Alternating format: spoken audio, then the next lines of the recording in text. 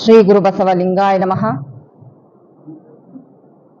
ವಿಶ್ವಗುರು ಕ್ರಾಂತಿಕಾರಿ ಸ್ತ್ರೀ ಕುಲೋದ್ಧಾರಕ ಅಪ್ಪ ಬಸವಣ್ಣನವರನ್ನ ಸ್ಮರಿಸಿಕೊಂಡು, ವಿಶ್ವದ ಎಲ್ಲ ಸಂತ ಮಹಂತರನ್ನ, ಶಿವಯೋಗಿಗಳನ್ನ ಸ್ಮರಿಸಿಕೊಂಡು, ಎನ್ನ ಆರಾಧ್ಯ ದೈವ ಗುರುಮಲ್ಲೇಶ್ವರರನ್ನ ಭಕ್ತಿಯಿಂದ ಸ್ಮರಿಸಿಕೊಂಡು, ಜೈರಾಬಾದಿನ ಎಲ್ಲ ಲಿಂಗಾಯತ ಸಮಾಜದ ಸದ್ಭಕ್ತ ತಂದೆ ತಾಯಿಗಳಿಗೂ ಭಕ್ತಿಯಿಂದ ಶರಣುಗಳನ್ನು ಸಮರ್ಪಣೆಯನ್ನು ಮಾಡಿ, ಇದೀಗ ತಾನೇ ನಮ್ಮೆಲ್ಲರನ್ನು ಕೂಡ ಭಕ್ತಿಯ ಲೋಕಕ್ಕೆ ಕೊಂಡೊಯ್ದಂತ ಶರಣರಿಗೆ ಪ್ರಾರ್ಥನೆ ಮುಖಾಂತರವಾಗಿ ಅವರಿಗೆ ಭಕ್ತಿಯಿಂದ ಶರಣಾರ್ಥಿಗಳನ್ನ ಸಮರ್ಪಣೆಯನ್ನು ಮಾಡಿ, ಹಾಗೆ ಅಕ್ಕನ ಪಥದಲ್ಲಿ ಬರುವಂತ ಎಲ್ಲ ಆಗು ಹೋಗುಗಳು, ಹಾಗೆ ನಮ್ಮ ಬದುಕಿಗೆ ಬೇಕಾಗಿರುವಂತ ಮೌಲ್ಯಗಳ ಪರಿಚಯನ್ನ ಮಾಡ್ತಾ ಹೋಗೋಣ ಅನ್ನುವಂತ ವಿಚಾರವನ್ನ ಇಲ್ಲಿ ವ್ಯಕ್ತಪಡಿಸ್ತಾ,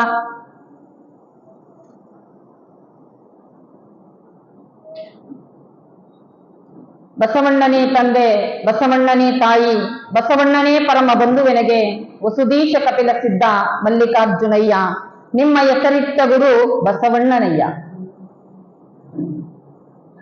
ನಮ್ಮೆಲ್ಲರಿಗೂ ಕೂಡ ಬದುಕಿಗೆ, ಬಾಳಿಗೆ, ಜೀವನಕ್ಕೆ ನಮಗೆ ಆಗಿರುವಂತ ಪಾಲನೆ ಪೋಷಣೆ ಮಾಡಿರುವಂತ ತಂದೆ ತಾಯಿಗಳಿಗೆ ಹಲವಾರು ರೀತಿಯಾಗಿರುವಂತ ಜವಾಬ್ದಾರಿಗಳಿರ್ತವೆ. ಹಾಗೆ ಅಕ್ಕನಿಗೂ ಕೂಡ ತನ್ನ ತಂದೆ ತಾಯಿಗಳು ಆ ಮಗುವಿನ ಜವಾಬ್ದಾರಿ ಅಂದ್ರೆ ಮಗುವಿಗೆ ಒಳ್ಳೆ ಶಿಕ್ಷಣವನ್ನ ಕೊಡಬೇಕು, ಅದರ ಜೊತೆಗೆ ಇನ್ನೂ ಹೆಚ್ಚಿನದಾಗಿ ಒಳ್ಳೆ ಸಂಸ್ಕಾರವನ್ನ ಕೊಡಬೇಕು ಅನ್ನುವಂಥದ್ದು. ಹಾಗೆ ಭೌತಿಕವಾಗಿ, ಆಧ್ಯಾತ್ಮಿಕವಾಗಿ, ಲೌಕಿಕವಾಗಿ ಏನೆಲ್ಲ ರೀತಿಯಾಗಿರುವಂತ ಶಿಕ್ಷಣಗಳನ್ನ ಪಡಿತೀವಿ. ಹಾಗೆ ಅಕ್ಕನಿಗೂ ಕೂಡ ಜ್ಞಾನ ನಿಧಿಯೇ ಆಗಿರುವಂತ ಪರಮ ಪೂಜ್ಯರಾಗಿರುವಂತ ಗುರುಲಿಂಗ ದೇವರ ಕಡೆಗೆ ಓಂಕಾರ ಶೆಟ್ಟಿಯವರು ತಮ್ಮ ಮಗಳಿಗೆ ಒಳ್ಳೆ ಶಿಕ್ಷಣವನ್ನ ಕೊಡಿಸ್ಬೇಕು ಅಂತೇಳಿ ಅವರು ಆಯ್ಕೆ ಮಾಡಿಕೊಂಡು ಗುರುಗಳ ಹತ್ರ ಕರ್ಕೊಂಡು ಹೋಗ್ತಾರೆ. ಅಕ್ಕನಿಗೆ ಮೊದಲಿಗೆ ಕೊಡುವಂಥದ್ದು ಗುರುಗಳು ಬಸವಣ್ಣನವರ ವಚನಗಳನ್ನ, ಇದನ್ನ ಅಧ್ಯಯನವನ್ನ ಮಾಡು. ಹಾಗೆ ಗುರುಗಳು ಕೇಳ್ತಾ ಇರ್ತಾರೆ ಅಕ್ಕನಿಗೆ, ನೀನು ಯಾರ ಮಗಳು, ಅಪ್ಪನ ಮಗಳು, ಅಮ್ಮನ ಮಗಳು? ಸಹಜವಾಗಿ ನಾವು ಕೇಳ್ತೇವೆ ಮಕ್ಕಳನ್ನ ಮುದ್ದು ಮಾಡುವಾಗ, ಮಕ್ಕಳನ್ನ ಆಟ ಆಡಿಸುವಾಗ. ಆಗಾಕೆ ಹೇಳುವಂತ ಉತ್ತರ ನಾವೇನ್ ಮಾಡ್ತೀವಿ, ಯಾರು ನಮ್ಮನ್ನ ಹೆಚ್ಚು ಪ್ರೀತಿಯಿಂದ ಕಾಣ್ತಾರೋ, ಯಾರು ನಮ್ಮನ್ನ ಮುದ್ದು ಮಾಡ್ತಾರೋ ಅವರ ಹೆಸರುಗಳನ್ನ ಹೇಳುವಂಥದ್ದು ಸಹಜ. ಆದ್ರೆ ಅಕ್ಕ ಗುರುಗಳು ಆಗ ಕೇಳಿದ ಕ್ಷಣ ಹೇಳುವಂಥದ್ದು, ನನಗೆ ಬಸವಣ್ಣನೇ ತಂದೆ ತಾಯಿ ಬಂಧು ಬಳಗ ಎಲ್ಲವೂ ಅಂತ ಹೇಳ್ಬಿಡ್ತಾರೆ. ಗುರುಗಳಿಗೆ ಬಹಳ ಸಂತೋಷ ಆಗ್ತದೆ. ತಂದೆ ತಾಯಿಗಳಾದಂಥವ್ರು ಈ ಭೂಮಿಗೆ ತರ್ತಾರೆ, ಗುರು ಆಗಿರ್ತಕ್ಕಂಥವ್ರು ಈ ಭೂಮಿಯಿಂದ ಬಾನಂಗಳದೆತ್ತರಕ್ಕೆ ಬೆಳೆಯೋದಕ್ಕೆ ಕಾರಣೀಭೂತರಾಗಿರ್ತಾರೆ. ಅದಕ್ಕೋಸ್ಕರವಾಗಿ ಅಕ್ಕ ಗುರುವೇ ನನಗೆ ಎಲ್ಲವೂ ಕೂಡ ಅನ್ನುವಂತ ಭಾವನೆಯನ್ನ ವ್ಯಕ್ತಪಡಿಸ್ತಾರೆ ಅನ್ನುವಂಥದ್ದು. ಅಕ್ಕ ವಚನ ಸಾಹಿತ್ಯವನ್ನಷ್ಟೇ ಅಲ್ಲ, ಸಾಹಿತ್ಯದಲ್ಲಿ ಎಲ್ಲಾ ಪ್ರಕಾರಗಳನ್ನು ಕೂಡ ಅಧ್ಯಯನವನ್ನ ಮಾಡ್ತಾರೆ. ಎಷ್ಟು ಚೆನ್ನಾಗಿ ಅಭ್ಯಾಸವನ್ನ ಮಾಡ್ತಾರೆ ಅಂತ ಅಂದ್ರೆ, ಎಲ್ಲಾ ರೀತಿಯಾಗಿರುವಂತಹ ಸಂಸ್ಕೃತ ಇರ್ಬೋದು, ಕನ್ನಡ ಇರ್ಬೋದು, ಸ್ವರವಚನ ಆಗಿರ್ಬೋದು, ಗುರುಗಳು ಏನು ಹೇಳ್ತಾರೋ ಅದೆಲ್ಲವನ್ನು ಕೂಡ ಕಾಯ ವಾಚ ಮನಸ್ಸ, ತನು ಮನ ಮತ್ತೆ ಆತ್ಮಪೂರ್ವಕವಾಗಿ ಅಕ್ಕ ಶಿಕ್ಷಣವನ್ನ ಪಡೆಯುವಂಥದ್ದನ್ನ ನಾವು ನೋಡ್ತೇವೆ ಅನ್ನೋದು. ಹಿಂದೆಲ್ಲ ಅದಕ್ಕಿಂತಲೂ ಕೂಡ ಪೂರ್ವದಲ್ಲಿ ಏನ್ ಮಾಡ್ತಾ ಇದ್ರು ಅಂದ್ರೆ ಮರಳಿನಿಂದ ಅಕ್ಷರಾಭ್ಯಾಸವನ್ನ ಮಾಡಿಸ್ತಾ ಇದ್ರು ಅನ್ನುವಂಥದ್ದನ್ನ ನಾವು ಕೇಳ್ತೇವೆ. ಹಾಗೆ ಅಕ್ಕನಿಗೆ ಗುರುಗಳು ತಾಳೆಗರಿಯಲ್ಲಿ ಆ ವಚನಗಳನ್ನ ಬರ್ಸುವಂಥದ್ದಿರ್ಬೋದು, ಶಿವನಾಮ ಸ್ಮರಣೆಯನ್ನ ಬರ್ಸುವಂಥದ್ದಿರ್ಬೋದು, ಈ ರೀತಿಯಾಗಿರ್ತಕ್ಕಂಥ ಹಲವಾರು ರೀತಿಯಾಗಿರುವಂತ ಅಕ್ಷರಾಭ್ಯಾಸವನ್ನ ಗುರುಗಳು ಮಾಡಿಸ್ತಾ ಇರ್ತಾರೆ. ಒಂದು ದಿನ ಹೀಗೆ ಆ ಗುರುಕುಲಾಶ್ರಮದಲ್ಲಿ ಒಂದು ಧಾರ್ಮಿಕವಾಗಿರುವಂತ ಚಿಂತನಾ ಸಭೆ ನಡೀತದೆ. ಆ ನಡೆಯುವಂತ ಸಂದರ್ಭದಲ್ಲಿ ಅಕ್ಕನಿಗೆ ಪರಮಾತ್ಮನ ಬಗ್ಗೆ, ಭಗವಂತನ ಬಗ್ಗೆ ಏನಾದ್ರೂ ಹೇಳಿದ್ರೆ ಎಲ್ಲಿಲ್ಲದಿರುವಂತ ಒಲವು, ಎಷ್ಟೊಂದು ಒಲವು, ಎಷ್ಟೊಂದು ಭಕ್ತಿ ಅಂತ ಅಂದ್ರೆ ಅಕ್ಕ ಆ ಪರಮಾತ್ಮನೊಡನೆ ನಾನು ಮಾತಾಡ್ತಿದ್ದೀನೇನೋ ಅನ್ನುವಂತ ಭಾಸ, ಆ ಪರಮಾತ್ಮನೇ ನನ್ನ ಜೊತೆಗಿದ್ದಾನೆ ಎನ್ನುವಂತ ಭಾಸವನ್ನ ವ್ಯಕ್ತಪಡಿಸ್ತಾರೆ. ಹಾಗೆ ಒಂದು ದಿನ ಏನಾಗ್ತದೆ ಅಂದ್ರೆ ಆ ಗುರುಕುಲಾಶ್ರಮದಲ್ಲಿ ವಿದ್ಯಾಭ್ಯಾಸವನ್ನ ಮಾಡುವಂತಹ ಸಂದರ್ಭದಲ್ಲಿ ಬಿಡುವಿನ ವೇಳೆಯಲ್ಲಿ ಅಕ್ಕ ಆ ಪರಾತ್ಪರ ಪರವಸ್ತುವಿನ ಬಗ್ಗೆ ಚಿಂತನೆಯನ್ನ ಮಾಡಿದ್ದನ್ನೇ ತಲೆಯಲ್ಲಿಟ್ಕೊಂಡು ಒಂದು ಕಲ್ಪನೆಯನ್ನ ಮಾಡಿಕೊಂಡು ಆ ಮಠದ ಆವರಣದಲ್ಲಿ ಒಂದು ಲಿಂಗವನ್ನ ಸ್ಥಾಪನೆ ಮಾಡಿ ತನ್ನ ಸ್ನೇಹಿತರನ್ನೆಲ್ಲ ಒಗ್ಗೂಡಿಸಿಕೊಂಡು ಪೂಜಾ ಪರಿಕರಗಳನ್ನ ತಂದು ಆ ತಾಯಿ ಪೂಜೆ ಮಾಡ್ತಕ್ಕಂಥದ್ದನ್ನ ನಾವು ನೋಡ್ತೇವೆ. ನಾವು ಎಷ್ಟು ಚೆನ್ನಾಗಿ ಪೂಜೆ ಮಾಡ್ತಾರಪ್ಪ ಅಂತ ಅಂದ್ರೆ ಏಕಾಗ್ರತೆಯಿಂದ ಪೂಜೆಯನ್ನ ಮಾಡ್ತಾ, ಶಿವಧ್ಯಾನವನ್ನ ಮಾಡ್ತಾ, ತದೇಕ ಚಿತ್ತದಲ್ಲಿ ಏಕಾಗ್ರತೆಯಿಂದ ತಾನೇ ತಾನಾಗಿ ಮೈಮರೆದುವಂತಷ್ಟು ಅಷ್ಟೊಂದು ತಲ್ಲೀನತೆಗೆ ಒಳಗಾಗಿ ಅಕ್ಕ ಅಂತ ಪೂಜೆಯನ್ನ ಮಾಡ್ತಾ ಇದ್ರು ಅನ್ನುವಂಥದ್ದು. ಹಾಗೆ ಅದರ ಜೊತೆಗೆ ನಾವೆಲ್ಲರೂ ಕೂಡ ಮಕ್ಕಳಿಗೆ ಪಾಠವನ್ನೇ ಬೋಧಿಸೋದಿಲ್ಲ, ಪಾಠದ ಜೊತೆಗೆ ಆಟವನ್ನು ಕಲಿಸ್ತೇವೆ. ಹಾಗೆ ಅಕ್ಕನ ಸ್ನೇಹಿತರು ಹಲವಾರು ರೀತಿಯಾಗಿರುವಂತಹ ಆಟಗಳನ್ನ ಆಡೋದನ್ನ ನಾವು ನೋಡ್ತೇವೆ. ಹಿಂದೆಲ್ಲ ಅಳುಗುಳಿ ಮನೆ ಅಂತ, ಪತ್ತಮಣಿ ಅಂತಾರೆ, ಹುಣಸೆ ಹಣ್ಣಿನ ಬೀಜದಿಂದ ಆಟ ಆಡ್ತಿದ್ರು. ಚೌಕಾಬಾರ ಇರ್ಬೋದು, ಪತ್ತಮಣಿ ಇರ್ಬೋದು, ಹೀಗೆ ಹಲವಾರು ರೀತಿಯಾಗಿರುವಂತಹ ಆಟಗಳನ್ನ ಆಡ್ತಕ್ಕಂಥದ್ದನ್ನ ನೋಡ್ತೀವಿ. ಆದ್ರೆ ಅಕ್ಕನ ಆಟಪಾಠವೇ ಬೇರೆ, ಆ ತಾಯಿಯ ಉಡುಗೆ ತೊಡುಗೆಯೇ ಬೇರೆ.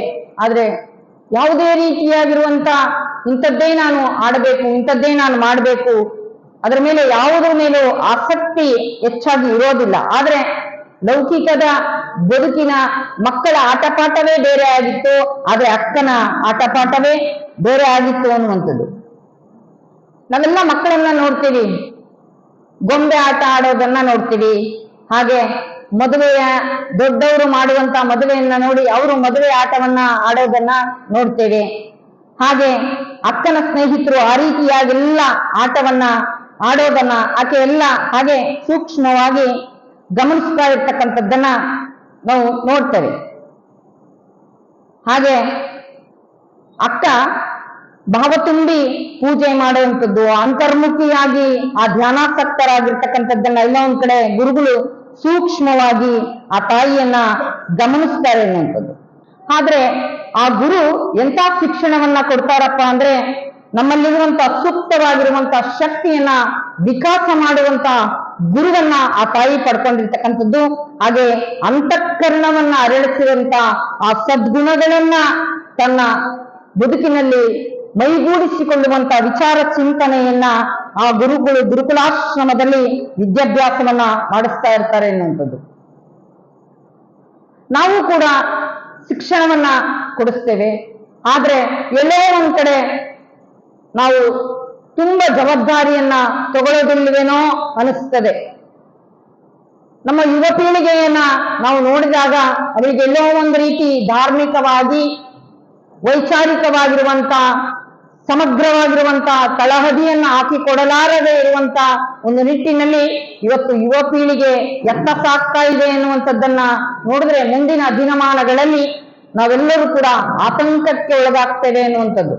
ಯಾಕೆ ಈ ಮಾತನ್ನ ಹೇಳ್ತಾ ಇದ್ದೀನಿ ಅಂದ್ರೆ, ಇವತ್ತು ಎಷ್ಟೋ ಮಕ್ಕಳನ್ನ ನೀವು ಶಾಲಾ ಕಾಲೇಜುಗಳಿಗೆ ಕಳಿಸ್ತೀರಾ, ಆದ್ರೆ ನಮ್ಮ ಮಕ್ಕಳು ಶಾಲಾ ಕಾಲೇಜುಗಳಿಗೆ ಸರಿಯಾಗಿ ಹೋಗ್ತಾ ಇದ್ದಾರಾ ಅಂತೇಳಿ ನಾವು ಗಮನಿಸ್ತಾ ಇದ್ದೀವ? ಇಲ್ಲ. ನಮ್ಮ ಮಕ್ಕಳು ಅಲ್ಲಿ ಇಲ್ಲಿ ಸುತ್ತಾಡ್ಕೊಂಡ್ ಬರುವಂಥದ್ದು, ಈಗೆಲ್ಲ ಹಲವಾರು ದುಶ್ಚಟಕ್ಕೆ ದಾಸರಾಗಿರ್ತಕ್ಕಂಥದ್ದನ್ನ ನಾವು ನೋಡ್ತೇವೆ ಅನ್ನುವಂಥದ್ದು. ಅದಕ್ಕೆ ಪ್ರಾರಂಭಿಕ ಹಂತದಲ್ಲಿ ಮಕ್ಕಳಿಗೆ ಬಹಳ ಶಿಸ್ತಿನ ಜೀವನವನ್ನ, ಶಿಸ್ತಿನ ಪಾಠವನ್ನ ಕಲಿಸಬೇಕು. ಹಲವಾರು ರೀತಿಯಾಗಿರುವಂತಹ ಶಿಕ್ಷಣವನ್ನ ಕಲಿಸಿದಾಗ ಎಲ್ಲರೂ ಒಂದು ದಿನ ಪರಿಣಾಮಕಾರಿಯಾಗಿ ಶಿಕ್ಷೆಯನ್ನ ಕೊಟ್ಟು ಕಲಿಸಿದಂತ ಶಿಕ್ಷಣ ಬದುಕಿನುದ್ದಕ್ಕೂ ಕೂಡ ಪಾಠ ಕಲಿಸುವಂಥದ್ದನ್ನ ನಾವು ನೋಡ್ತೇವೆ ಅನ್ನುವಂಥದ್ದು. ಉದಾಹರಣೆಗೆ ಅಬ್ದುಲ್ ಕಲಾಂ ಅವರು ಯಾರ್ಯಾರ ಬದುಕಿನಲ್ಲಿ, ಜೀವನದಲ್ಲಿ ಯಾರ್ಯಾರು ಏನು ಆಗ್ತಾರೆ ಅನ್ನುವಂಥದ್ದು ಗೊತ್ತಿಲ್ಲ, ಆದ್ರೆ ಪರಮಾತ್ಮನ ಕೃಪೆ ಆಶೀರ್ವಾದದಿಂದ ಆ ನಿಷ್ಠೆ ಪ್ರಾಮಾಣಿಕತೆ ನಮ್ಮನ್ನು ಎಷ್ಟು ಎತ್ತರಕ್ಕೆ ಕೊಂಡೊಯ್ತದೆ ಎನ್ನುವಂಥದ್ದನ್ನ ನಾವೆಲ್ಲರೂ ಆತ್ಮಾವಲೋಕನ ಮಾಡ್ಕೋಬೇಕು ಅನ್ನುವಂಥದ್ದು. ಅಬ್ದುಲ್ ಕಲಾಂ ಅವರು ತಾನೇ ಸ್ವಕಾಯಕವನ್ನ ಮಾಡಿ ನನ್ನ ಶಿಕ್ಷಣದ ಜವಾಬ್ದಾರಿಯನ್ನ ನಾನೇ ಓದಬೇಕು ಅನ್ನುವಂತ ನಿಟ್ಟಿನಲ್ಲಿ ಮನೆ ಮನೆಗೆ ಪೇಪರ್ ಹಾಕ್ತಾರೆ. ನಾನು ಬಂದಂತ ಹಣದಲ್ಲೇ ತನ್ನ ಫೀಸ್ ಕಟ್ಕೊಳ್ಳೋದಿರ್ಬೋದು, ಪಠ್ಯ ಪುಸ್ತಕಗಳನ್ನ ಖರೀದಿ ಮಾಡೋದಿರ್ಬೋದು, ತುಂಬಾ ಶಿಕ್ಷಣವನ್ನ ಕಲಿಬೇಕು, ತುಂಬಾ ಹಸಿವು ಆಸಕ್ತಿ ಉಳ್ಳವರಾಗಿರ್ತಾರೆ. ಕಾಲಾನಂತರ ಸ್ವಲ್ಪ ಆರ್ಥಿಕವಾಗಿ ಸದೃಢ ಆಗ್ತಾರೆ. ಅವರ ಸಹೋದರರು ಹಾಗೆ ಆದರ್ಶ ವ್ಯಕ್ತಿ, ನಿಷ್ಠಾವಂತ ವ್ಯಕ್ತಿ, ಪ್ರಾಮಾಣಿಕವಾಗಿರುವಂತ ವ್ಯಕ್ತಿ. ಒಂದು ದಿನ ಅವರ ಸೇವೆಗೆ, ಅವರ ಜ್ಞಾನಕ್ಕೆ, ಅವರ ವಿದ್ಯಾರ್ಜನೆಗೆ ತಕ್ಕಂತೆ ಅವರಿಗೆ ಒಂದು ಕೆಲಸ ಸಿಗ್ತದೆ. ಆ ಕೆಲಸ ಸಿಕ್ಕಂತ ಸಂದರ್ಭದಲ್ಲಿ ಅವರ ಅಣ್ಣನಿಗೆ ಒಬ್ರು ಒಂದು ಉಡುಗೊರೆ ತಂದು ಕೊಡ್ತಾರೆ ಮನೆಗೆ. ಅವರ ಅಣ್ಣ ಇಲ್ಲದೇ ಇರುವಂತಹ ಸಂದರ್ಭದಲ್ಲಿ ಅದನ್ನ ಕಲಾಂ ಅವ್ರ ಕೈಲಿ ಕೊಡ್ತಾರೆ. ಇದನ್ನ ತಗೊಳಪ್ಪ, ನಿಮ್ಮ ಅಣ್ಣನ್ ಕೊಡು ಅಂತೇಳಿ. ಆ ಉಡುಗೊರೆಯನ್ನ ಇಸ್ಕೊಂಡು ಕಲಾಂ ಅವರು ತನ್ನ ಅಣ್ಣ ಬಂದಾಗ ಕೊಡ್ತಾರೆ.